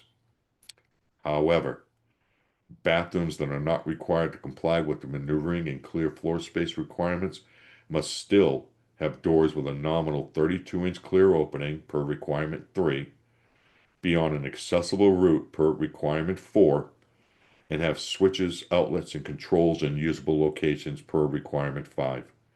And you also have got to put the backing in the walls or on the toilets, bathtubs, and shower stalls. Requirement number 6. So this graphic depicts the 3 design options that provide the required clear floor space of the water closets. There's your 48 by 46 for a forward and side approach, 48 by 56 for a side approach, and 56 by 60 fully accessible for a side or forward approach. Now, the guidelines provide 2 different clear floor space area options for specification A bathroom. One of the clear floor space areas is 30 by 60 clear floor space area parallel to the tub. The other clear floor space area provided in the guidelines and illustrated here is 40 by 60 clear floor area adjacent to the tub. And this clear floor space option, a toilet and part of the lavatory cabinet, are allowed to overlap the 48-inch by 60-inch clear floor space at the tub. But notice that a minimum 30-inch clearance must be maintained between the rim of the toilet and the opposite wall to allow a forward approach to the tub. And Alex is asking if an apartment has 3 to 4 bathrooms, does all bathrooms need to be wheelchair accessible? Well, again, okay, going back, okay, make your choice. All bathrooms comply with spec A, or one complies with B, and the other bathrooms don't have to meet maneuvering and clear floor space. Make your choice. And Mark's asking, does a bath door need to swing out? Well, that depends. Take a look. This door swings in. Specification B, bathrooms have maneuvering space requirements similar to, and did I miss the slide? Let me see. Yeah, I did. No, I didn't. Yeah, okay, we're good. Specification B, bathrooms have maneuvering space requirements similar to the Specification A bathroom. 1, a 30 by 48 clear floor space outside the swing of the door. The door may swing in or out to accomplish this, doesn't matter. If the door swings in, the swing may overlap the clear floor space at the fixture, but must not overlap the required 30 by 48 outside of the swing of the door. A 30 by 48 clear floor space parallel to and centered on the sink. As in a Spec A bathroom, forward A approach is allowed if knee space is provided under the lav, and the toilet must be positioned within one of the clear floor space provided in the guidelines. Now, shower stalls. Excuse me. They may be of any size or configuration except when the shower stall is the only bathing fixture in the dwelling, or when the shower stall is designated the accessible bathing fixture in a Spec B bathroom.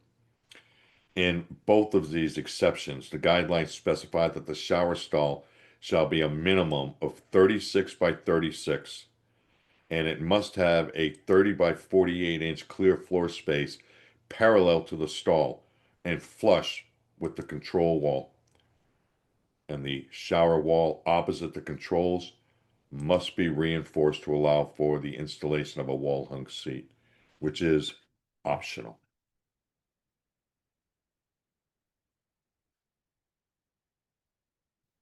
All right. Excuse me. All right, now to finish this up, because again, we are really, really running short here on time. Both your Spec A and Spec B bathrooms They've got a 30 by 48 clear floor space outside of the swing of the door. And again, the door can swing in or out. Same thing here, your lavs in your Spec A and Spec B bathrooms, they have got to have that 30 by 48 clear floor space parallel to and centered on the lavatory. So, difference between the two, your Type A bathroom provides a minimum level of accessibility. All fixtures must be provided with minimum clear floor spaces. Now, in a Type A bathroom, the toilet or lav, clear floor space, it is permitted to encroach into the clear floor space of the bathtub. Now, your Type B bathrooms, they provide a greater level of accessibility. Only one of each type of fixture must comply with the clear floor space requirements. And notice that your 30 by 48 clear floor space at the bathtub, it is parallel to the bathtub, and a toilet or lavatory is not permitted to encroach into the bathtub clear floor space. And this provides the greater access for transferring into and out of the tub. Now, if multiple bathing fixtures are provided, then only one must comply with the clear floor space requirements, such as when you have a bathtub and a shower. Now, in a B-type bathroom, when a shower is the only bathing fixture in a Spec B bathroom, the shower stall must also have a reinforcing installed for a wall-mounted seat. And the guidelines give you the specs there for reinforcing in the shower seat. So, key differences. Requirement 7 gives two sets of specs for designing bathrooms. Type B provides greater access to the bathtub than the Type A. If a Type A is used, it applies to all bathrooms, and all fixtures in those bathrooms must be usable. If Type B is used, it applies to one bathroom, and only one type of each fixture must be usable. Additional bathrooms are exempt only from maneuvering and clear floor space requirements of fixtures. Spec B bathrooms, they've got to have that 30 by 48 clear floor space parallel to and adjacent to the bathtubs, beginning at the control wall. Unlike the 48 by 56 clear floor space in the Spec A bathroom, no fixtures or cabinet obstructions are allowed to overlap this clear floor space. There may be an adjacent wall-hung sink at the foot of the tub, but the depth of the fixture is limited to 19 inches and must have knee space. And this makes transfer to the bathtub easier and is a more accessible design. In a Spec B bathroom, if there are both a tub and a separate shower, only one must be accessible and meet the maneuvering space requirements of the guidelines. Now, powder room. Powder rooms are half baths. They do not meet the definition of a bathroom since they do not have a bathtub or a shower, and therefore they are not subject to reinforcing for grab bars, usable bathrooms, including maneuvering and clear floor space. But they are subject to usable doors, accessible routes, outlets, and switches in usable locations. But there is an exception that I'm going to show you here in a minute. When a powder room is the only toilet facility provided on the accessible level of a multi-story unit in an elevator building, well, powder room is going to have to comply with requirements 3 to 7, as we previously discussed. Clear floor space outside the swing of the door, 30 by 48 clear floor space at the lav, and 48 by 56 at the water closet. And that, ladies and gentlemen, concludes the presentation. I'm sorry, I apologize. We ran over a few minutes, but I think that's okay because we had some really, really good conversation. Really good conversation. So, Well, Miss thank Hillary you. and Miss Crystal, I'll turn it back over to you. Well, thank you, John. Yes, it was definitely a very informative and very well presented presentation, and you had a lot of questions and comments. So, for the ones that were had questions with the kitchen and the ones that were for the bathrooms that were not addressed, we will get them over to John, and he can email you guys responses if that's okay, John. Um, That's And fine. Yeah, that's okay. fine. No issue with that. That's fine. Okay. And for everyone that had joined us for the first 2 hours of the HSW presentation, hopefully you guys are staying on for the next presentation, which is the 2023 Advanced Accessible Water Closets and Toilet Compartments. And that will be one HSW and a Florida Building Code credit as well. So if you can hear us and see the presentation slide, then you are logged in. Just stay logged in while we give John a few minutes to upload his second presentation, and also if he needs to, take a drink of water or anything. Um, but just if you're just now logging in for the second presentation, you should have a unique link. So be sure to use that link when you logged into Zoom and just stay logged in. And then we will get your attendance according to how long you were logged in. So we get a report for that. And then this is a live webinar. It's being recorded. So that this recording will be available next week on our website. And the presentation for actually both presentations from earlier today and then going to be starting in a minute or so is under the resource tab in Zoom that you can download. You'll also receive that after the presentation as well in an email. And just a reminder that it is not required for AI members to get a certificate of completion. If you do need one, you can email Hillary at hgill@aiafla.org. It's also going to be in the chat if you do need a certificate of completion. And there will be a survey popping up at the end of this presentation at around 2 p.m. So please just take the few seconds to answer that survey.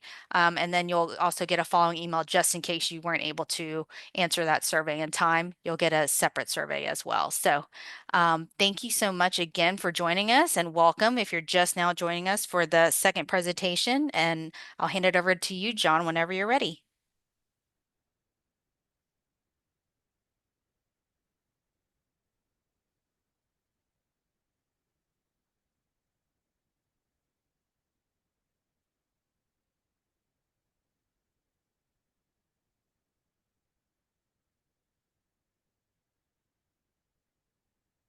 John, are you there?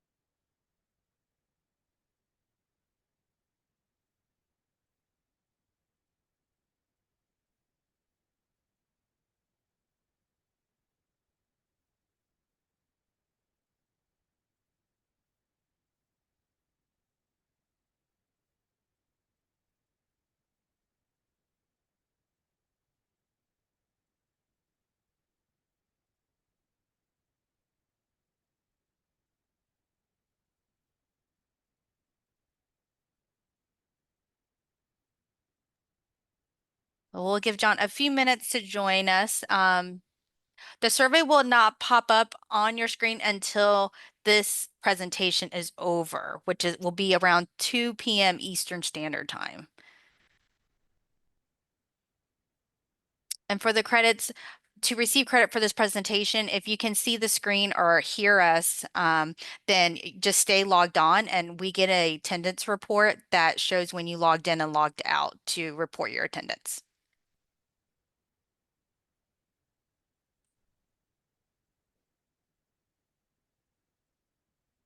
And if you do not see the resource tab in your Zoom toolbar for the presentation, you will be receiving an email after the presentation with the link to both presentations.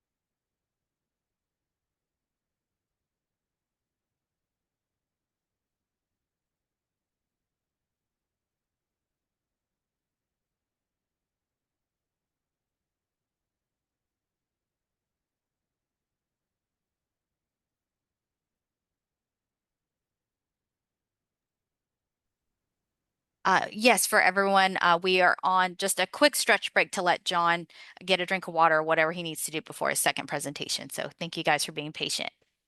Let me know when you're ready. Oh, we are ready, John, whenever you're ready. All right, let's rock and roll. All right. All right, welcome back, ladies and gentlemen, and welcome to our newcomers, if we have any of those that just wanted the advanced course. This is a 1 hour presentation. It is an advanced course. Comes out of the 8th edition of the Florida Building Code accessibility volume.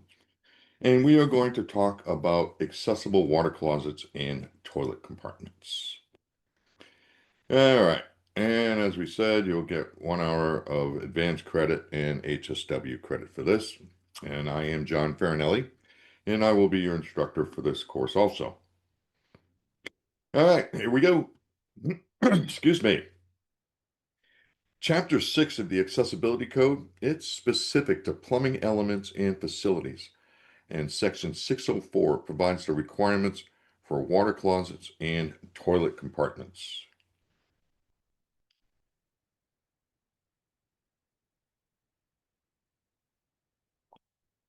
Now, Section 604.1, ladies and gentlemen, that's what we like to call the general charging section.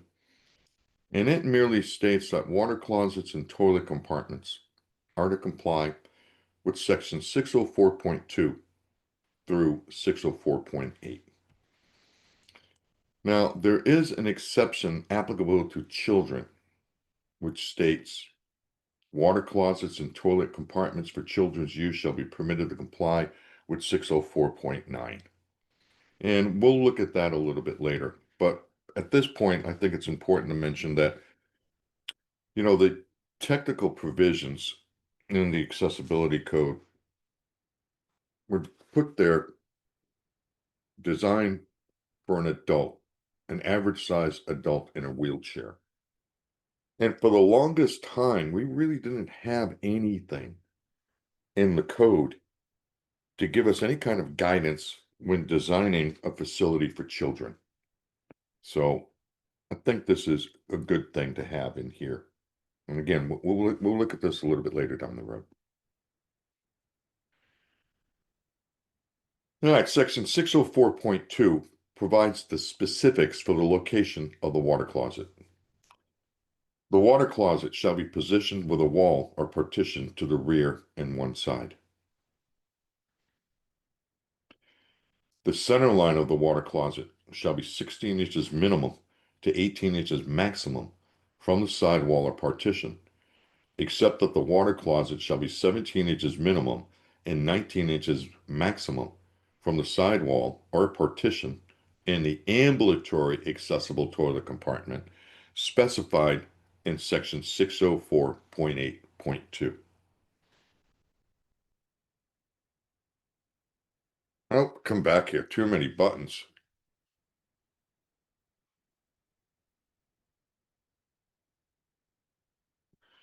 Water closets shall be arranged for a left-hand or right-hand approach.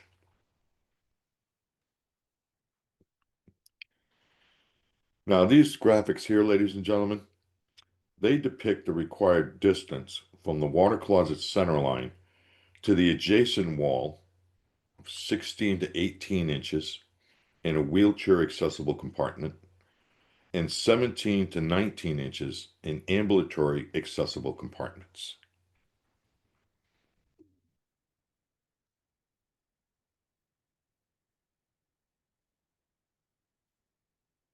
Now, section 604.3 clearances merely states that clearances around water closets and in toilet compartments shall comply with 604.3. 604.3.1 size specifies the required minimum clearances. Clearance around a water closet shall be 60 inches minimum, measured perpendicular from the side wall, and 56 inches minimum, measured perpendicular from the rear wall. Now, you'll notice that we're going to have to talk about overlaps here. Because when we start talking about the 60 inches by 56 inch clearance, the 30 by 48 clear floor space at the fixture, and the 60-inch turning radius. You got to talk about overlaps. And this is 604.3.2. The required clearance around the water closet shall be permitted to overlap the water closet, associated grab bars, dispensers, sanitary napkin disposal units, coat hooks, shelves, accessible routes, clear floor space, and clearances required at other fixtures, and the turning space. No other fixtures or obstructions shall be located within the required water closet clearance. Now, there is an exception for residential dwelling units, and that exception states that in residential dwelling units, a lavatory complying with 606 shall be permitted on the rear wall 18 inches minimum from the water closet center line, where the clearance at the water closet is 66 inches minimum measured perpendicular from the rear wall. And there's also an advisory to this section with regards to placement. When the door to the toilet room is placed directly in front of the water closet cannot overlap the required maneuvering clearance for the door inside the room.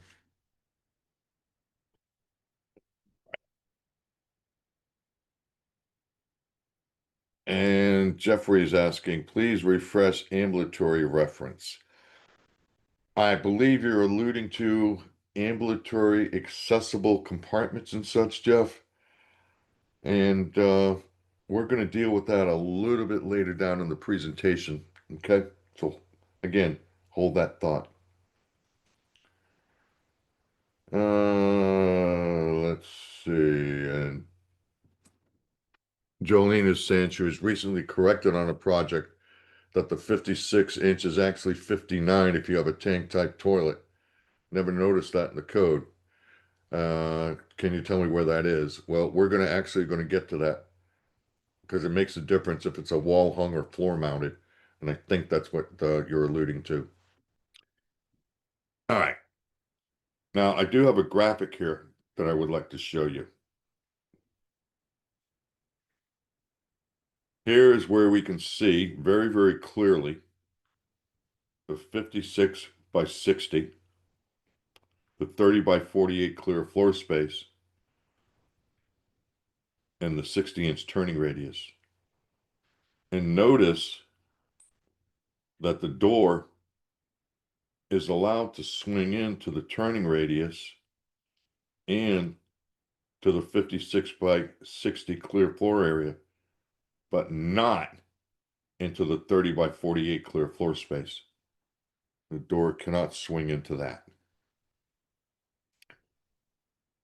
Now, something else is probably important to mention right now out of the gate. When you looked at that section on overlap and saw the laundry list of items that were allowed to overlap, you didn't see a baby changing table listed in there, did you? Now, which means if you put a baby changing table into that toilet room, that toilet room just got a lot bigger because it can't encroach. Even when it's in the folded up position, it can't encroach. So just keep that in mind. You know, if you're going to spec a baby changing table, that toilet room just got a lot bigger. And Susan, what is the requirement for ambulatory stall for every 6 stalls under the Chapter 2 scoping instead of Chapter 6? Very confusing. Well, Susan, let's talk about that for a second. When you look in Chapter 2, scoping, that is probably, in my mind, the most important chapter in the accessibility code because that's where you get the where and the how many. The where and the how many.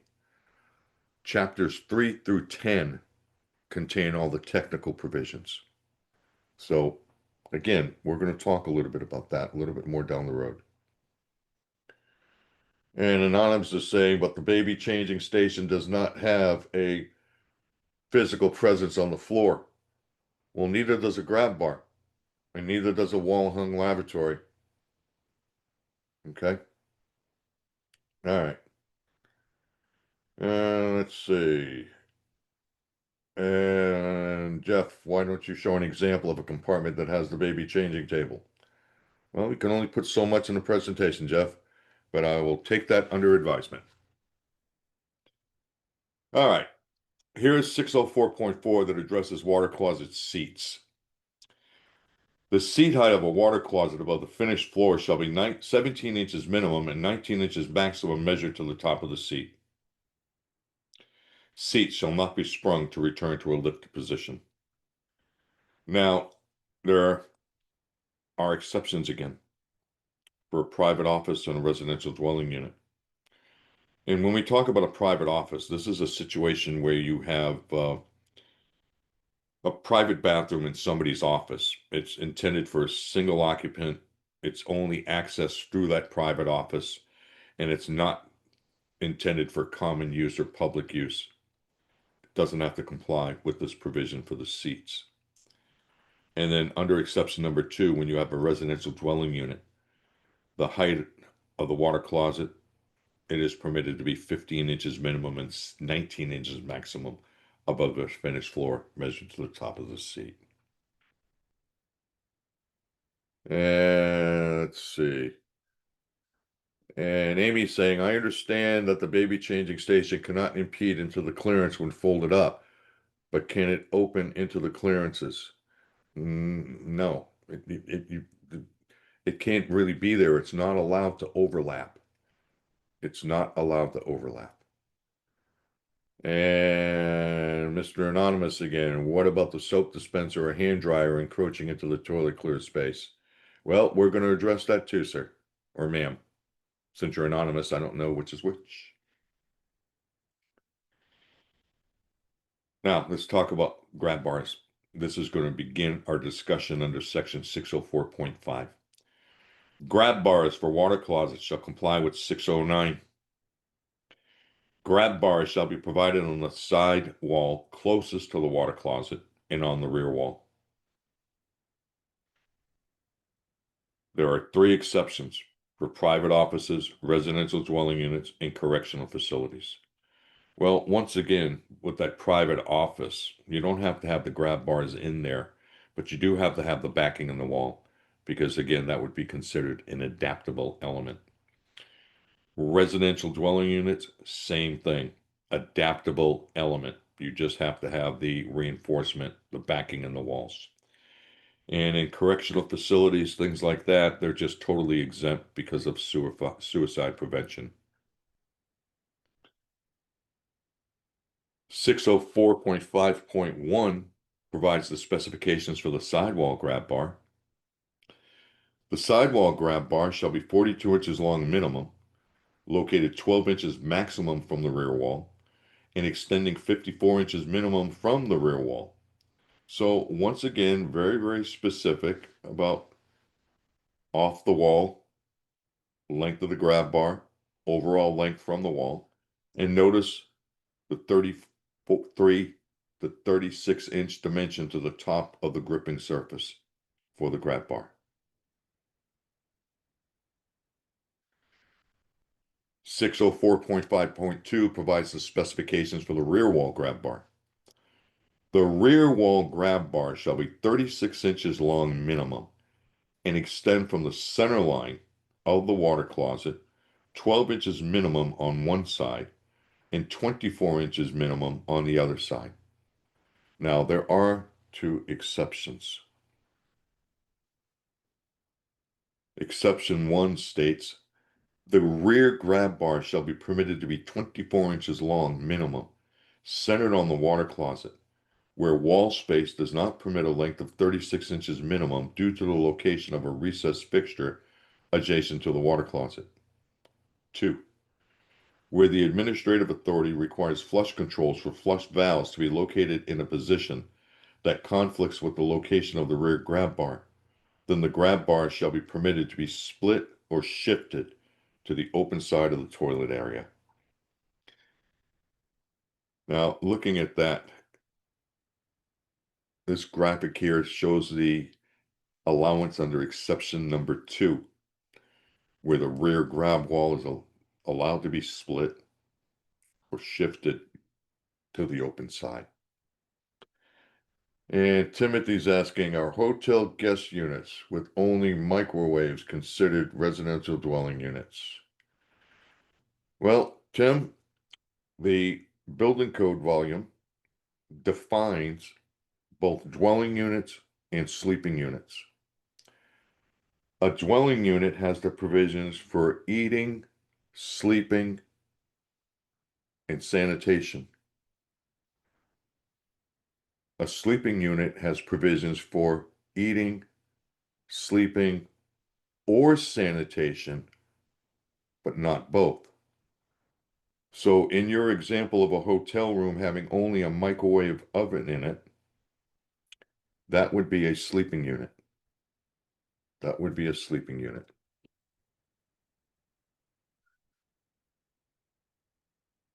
Okay, Carlton, I think what you're doing is comparing the grab bar requirements in fair housing to what I'm showing you now under the accessibility code. That's a different animal altogether. Fair housing is fair housing. Accessibility is accessibility. And Mario's asking, are firefighter restrooms in the sleeping areas required to meet the Florida Accessibility Code? That is an employee work area. And under the Accessibility Code, it's not a area that's open to public accommodation. So you must provide an accessible route up to and into the work area. And that's all the Accessibility Code says. All right, now spacing. This is 609.3. The space between the wall and the grab bar shall be 1.5 inches. The space between the grab bar and projecting objects below and at the ends shall be 1.5 inches minimum. The space between the grab bar and projecting objects above shall be 12 inches minimum. But we do have one exception, and it states that the space between the grab bars and shower controls, shower fittings, and other grab bars shall be permitted to be 1.5 inches minimum. So here's a good graphic here depicting the minimum 1.5 inch clearance between projecting objects below and at the ends of the grab bars, and the required minimum 12-inch clearance between the grab bars and the projecting objects above. Now, I do have another figure here for you to look at, okay? Graphic A, it depicts the minimum 1.5 inch clearance between the grab bar and a projecting object below, such as a toilet tissue dispenser, and the required 12 inches between the grab bar and projecting objects above.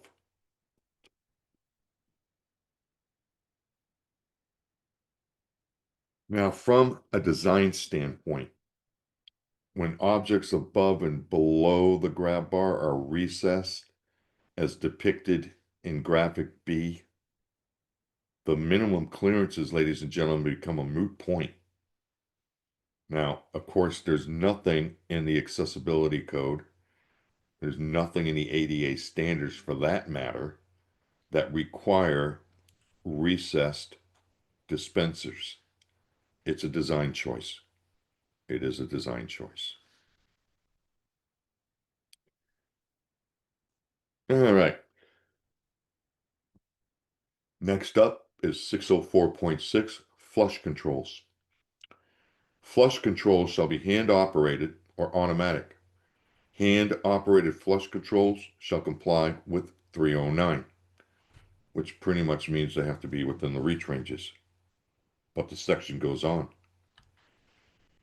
Flush controls shall be located on the open side of the water closet, except in ambulatory accessible compartments, complying with 604.8.2. And again, we will discuss ambulatory accessible compartments later in the presentation. Now, we've all in our travels seen flush controls installed on the wrong side of the water closet. It's very, very common. And again, I'm sure everyone has seen it at one time or another. And it doesn't really matter if it's a flushometer valve or tank type water closet. It doesn't really matter. Doesn't matter. But I do have a question. Are top mount flush controls accessible? What do you think? Because you see these quite a few different places. Got two controls on it, one for liquids, one for solids, all about water conservation. Any thoughts on that? Okay, I'm getting some no's, I'm getting some yeses. Okay, all right. Let me see what else we got here. Okay, I'm getting some yeses, I'm getting some no's. Okay, all right. Well, consider this.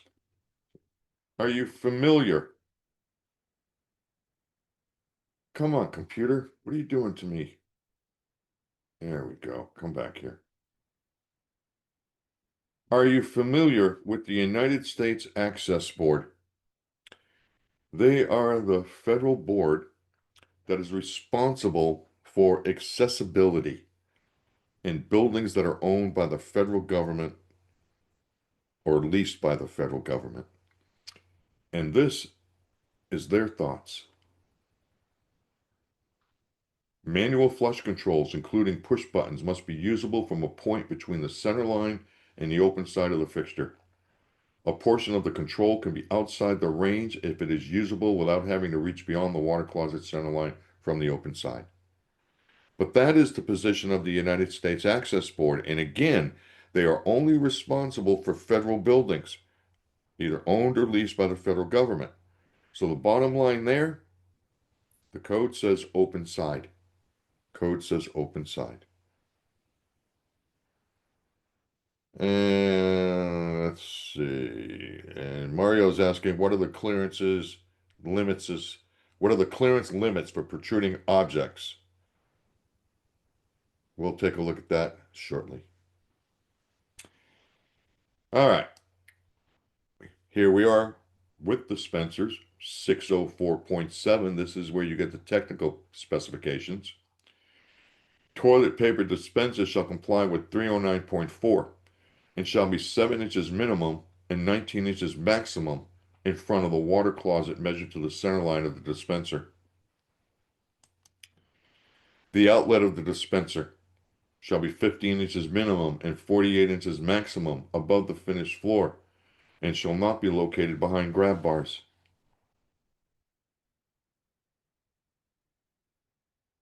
Dispensers shall not be of a type that controls delivery or that does not allow continuous paper flow.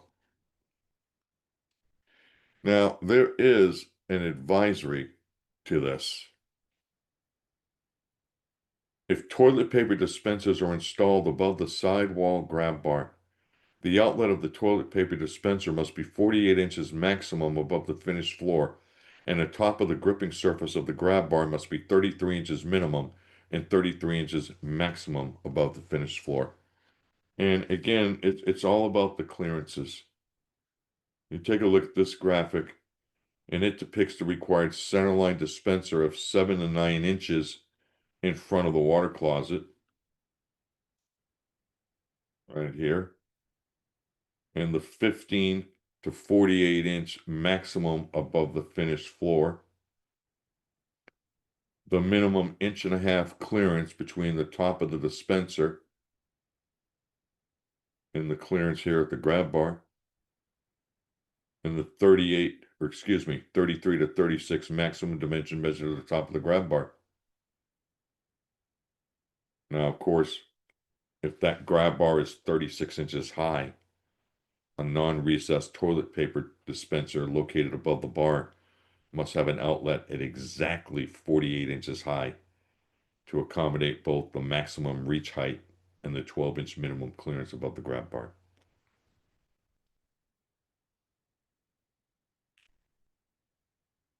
And John's asking if accessibility to the flush control is not beyond the center line, why is the grab bar beyond the center line?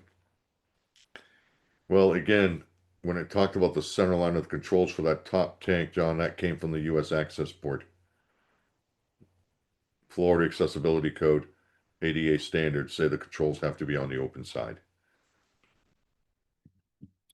I have another graphic for you, just giving you another view of the paper dispenser location. Same deal here, 7 to 9 inches to the center line here. 15 inches minimum, 48 maximum, and 12 inches, or excuse me, inch and a half clearance. Inch and a half clearance.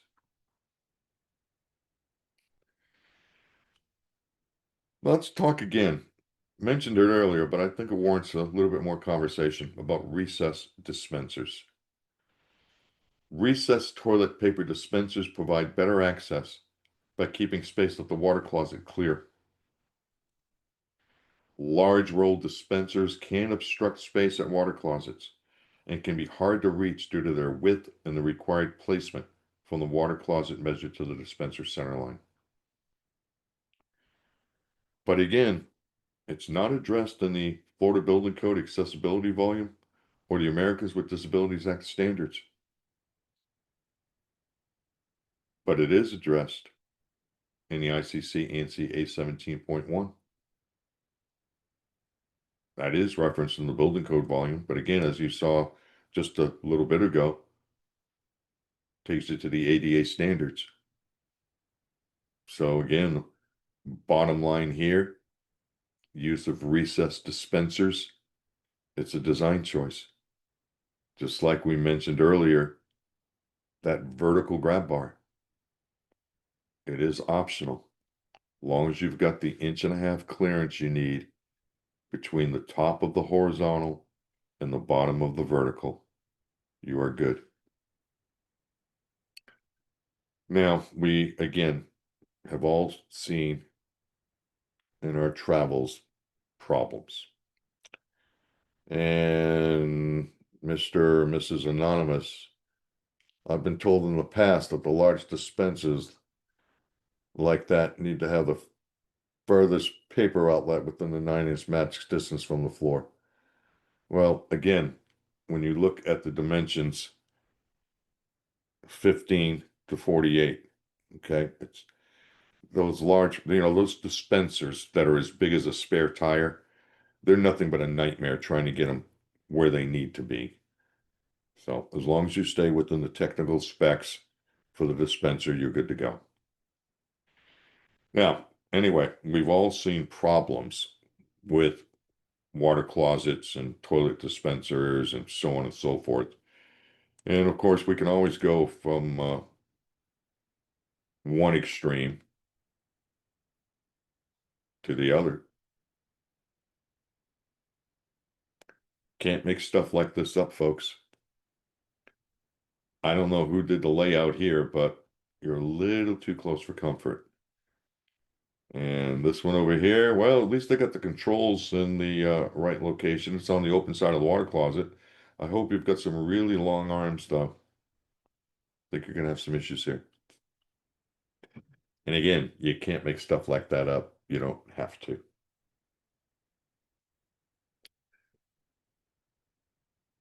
All right. Let's see what else we got here.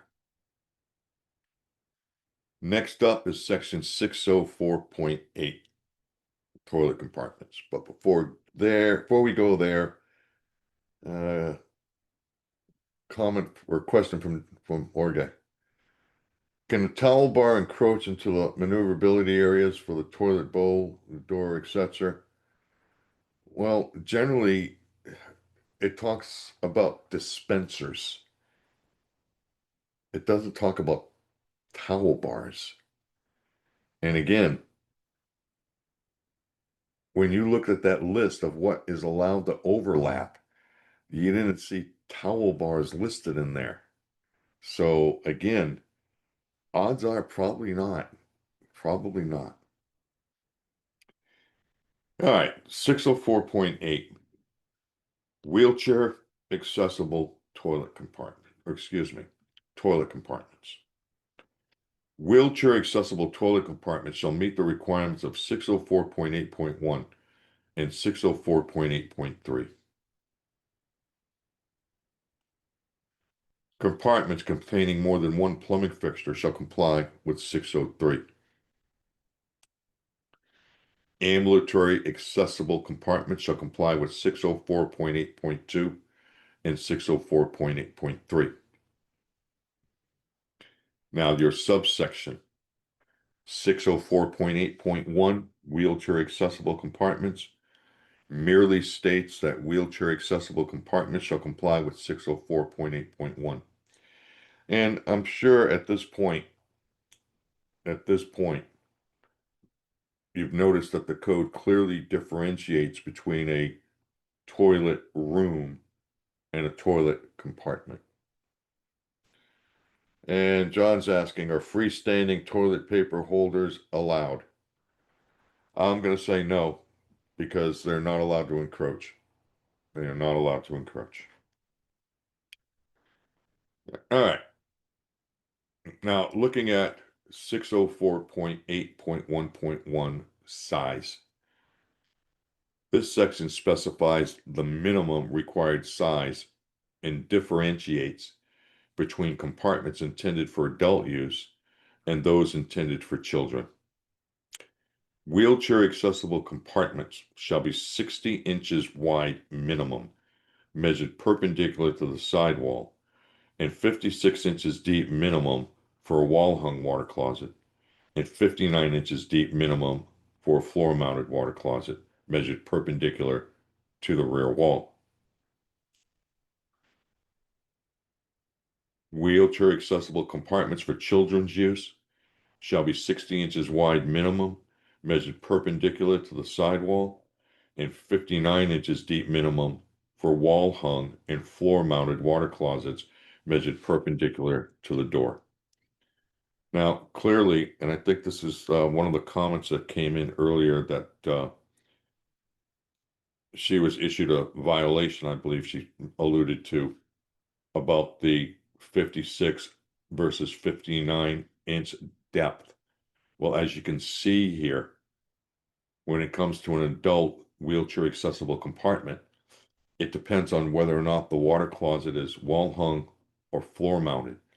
And that's because when you have a wall hung water closet, you have toe clearance under it. You have toe clearance under it. That's the difference. Now, again, when it comes to adults, we've got a couple of different sets of dimensions. But when it comes to a wheelchair accessible compartment for children's use, it's one set of dimensions. Now, let's talk about this for a second, because there's actually an advisory to this section. And that advisory states that the minimum space required in toilet compartments is provided so that a person using a wheelchair can maneuver into position at the water closet.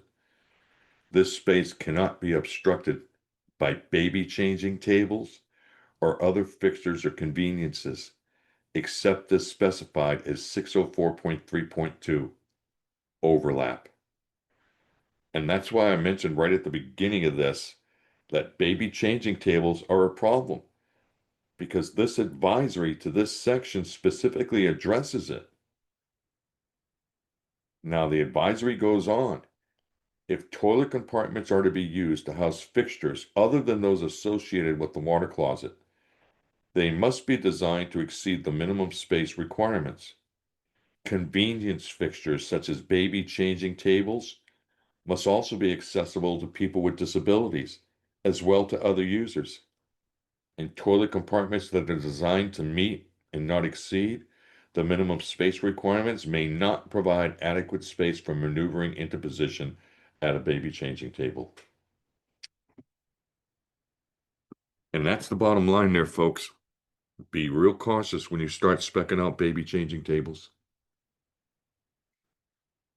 And Tony saying in Texas, they had a plane reviewer make us go to 67 inches to meet the ANSI. Have you seen that? I have not seen it, but I have heard about it. And that's because the most recent version of the ANSI A117 requires a 67-inch turning radius. And apparently, Texas has adopted that for use. So apparently, that is the case. And Isaac is asking, what is the number of this advisory? It is advisory for that section, 604.8.1.1. That's the advisory, sir. And anonymous, so the 59-inch does not apply to a toilet room, only a toilet compartment. Well, again, you saw the different specs right at the beginning of the program here, okay, for the toilet room versus the toilet compartment. Code differentiates between the two. So here's graphic A that depicts the required 56 inches deep and 60 inches wide adult compartment with a wall-hung water closet. And graphic B, the minimum required 59-inch deep and 60 inches wide children's compartment and adult compartment with a floor-mounted water closet. Yep, that's how it works. Now, 604.8.1.2 provides the technical provisions for compartment doors. Toilet compartment doors, including door hardware, shall comply with 404, except that if the approach is to the latch side of the compartment door, clearance between the door side of the compartment and any obstruction shall be 42 inches minimum. Doors shall be located in the front partition or in the side wall or partition farthest from the water closet. Where located in the front partition, the door opening shall be 4 inches maximum from the side wall or partition farthest from the water closet. Section continues. Where located in the side wall or partition, the door opening shall be 4 inches maximum from the front partition. The door shall be self-closing, and a door pull complying with 404.2.7 shall be placed on both sides of the door near the latch. And toilet compartment doors shall not swing into the minimum required compartment area. And again, I'm sure again you recall that at the beginning when we were talking about toilet rooms, the door could swing in to the clear floor, to the turning radius and the clear floor space around the water closet. It just couldn't turn in, or it couldn't swing into the 30 by 48 clear floor space required at the fixtures. Okay. But in a toilet compartment, as you can see, it's clear as a bell. Toilet compartment doors shall not swing into the minimum required compartment area. And if you've ever noticed, they all swing out. They all swing out. Now, something else. Saw a reference here about the door pulls taking you to 404.2.7. When you go to that section, you will see that it requires the door pull to be located at 34 inches minimum to a maximum of 48 inches above the finished floor. And you're good to go.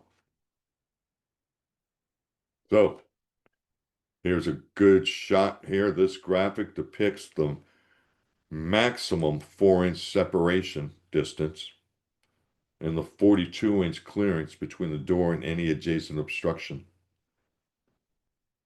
Notice that the door can be either way, but the 4 inches, that's a hard number. That's not going to change.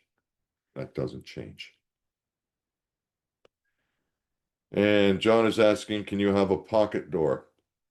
No.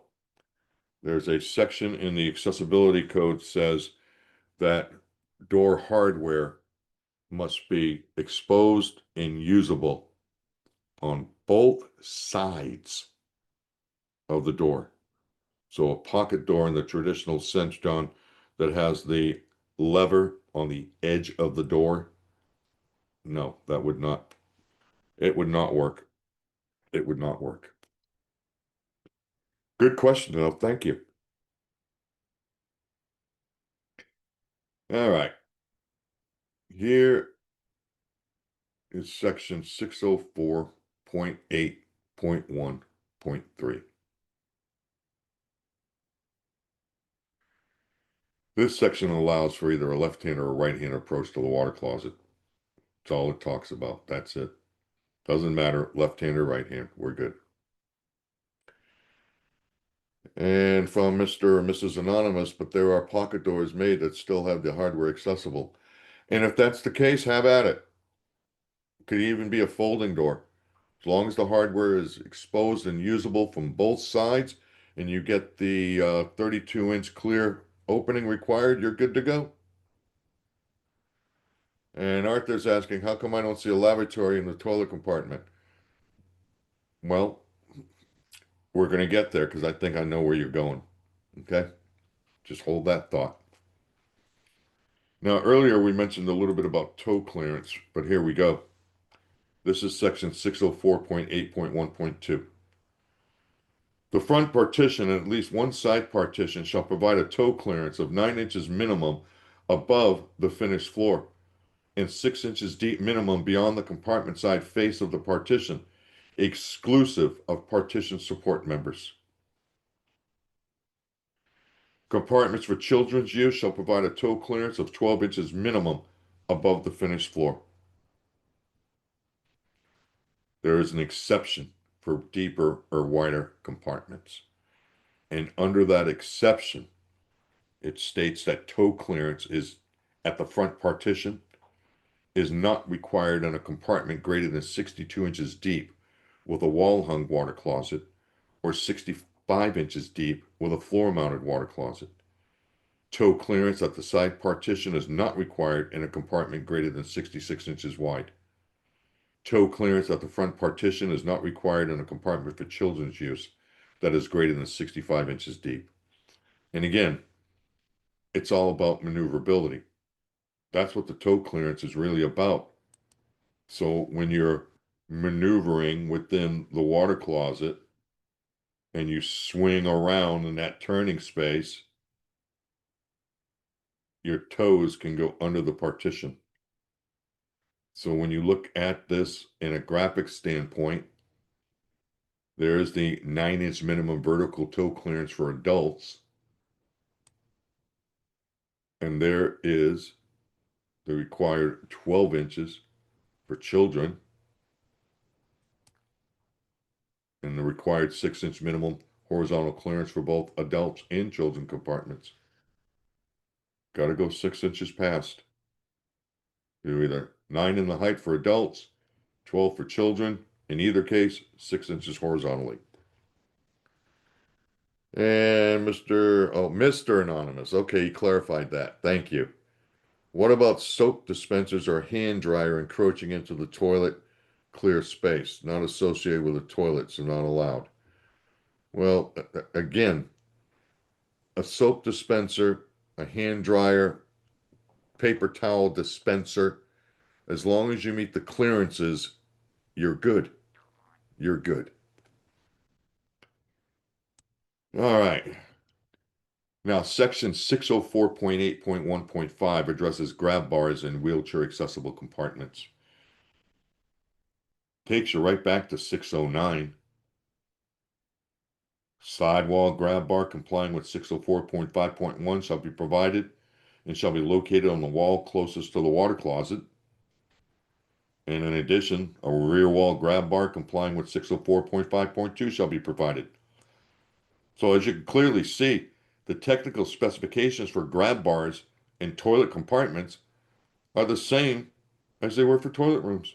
Why should they be any different? They're not. And Tiffany, we are not required to provide a lavatory and an accessible toilet compartment. Well, Tiff, hold that thought. We're going to get there. Just hang on. Like right now.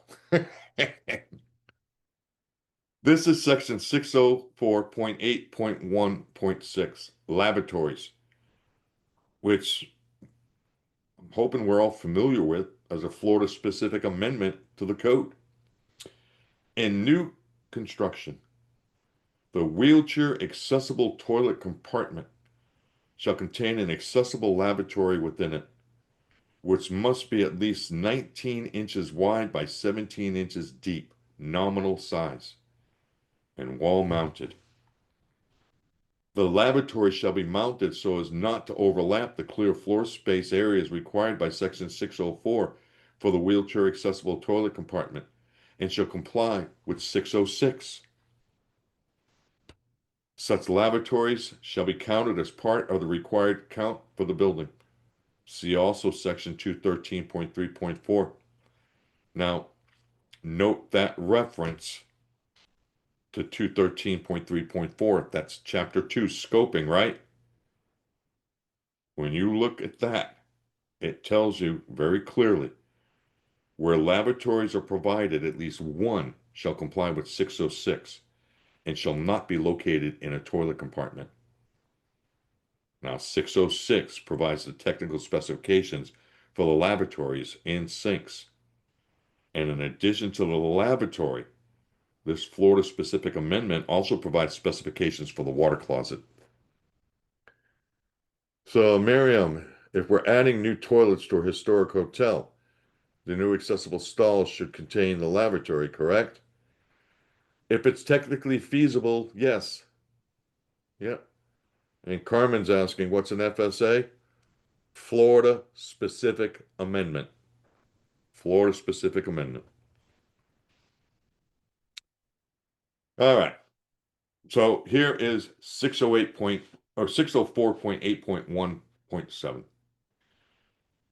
In new construction, the accessible water closet within the wheelchair accessible compartment shall be located in the corner, diagonal to the door. Just like that.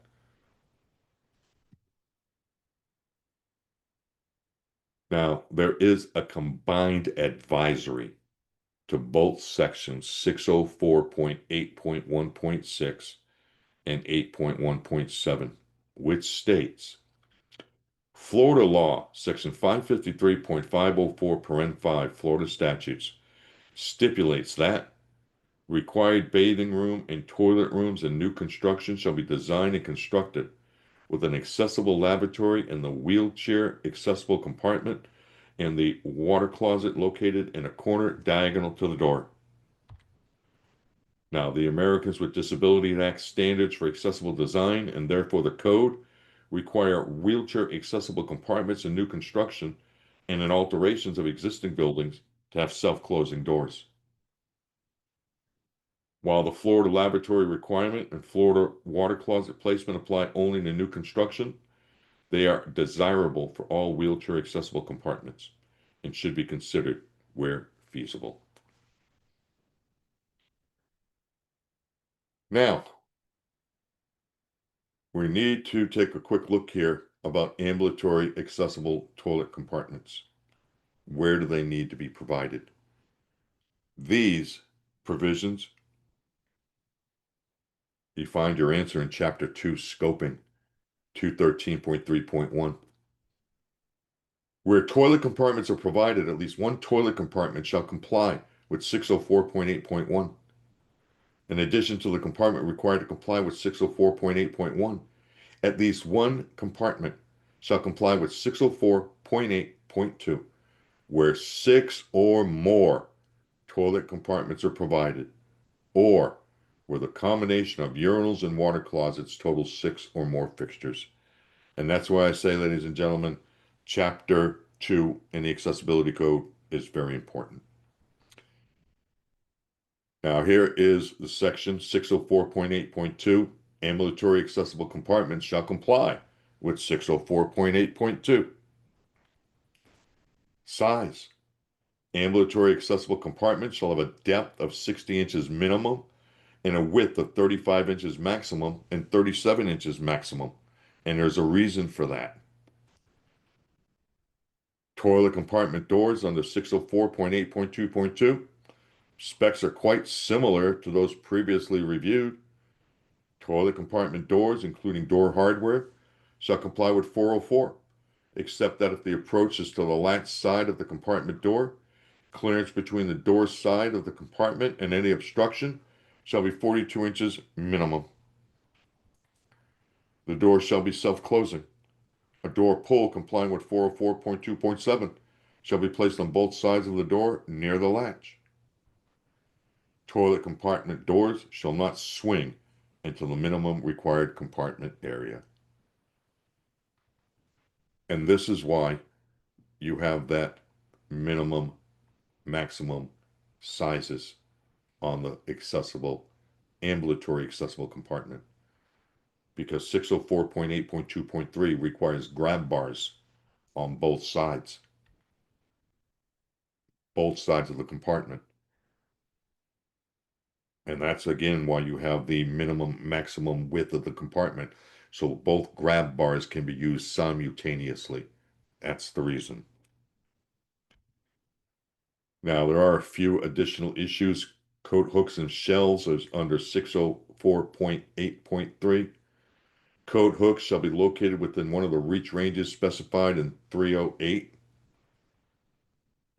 Shelves shall be located 40 inches minimum and 48 inches maximum above the floor.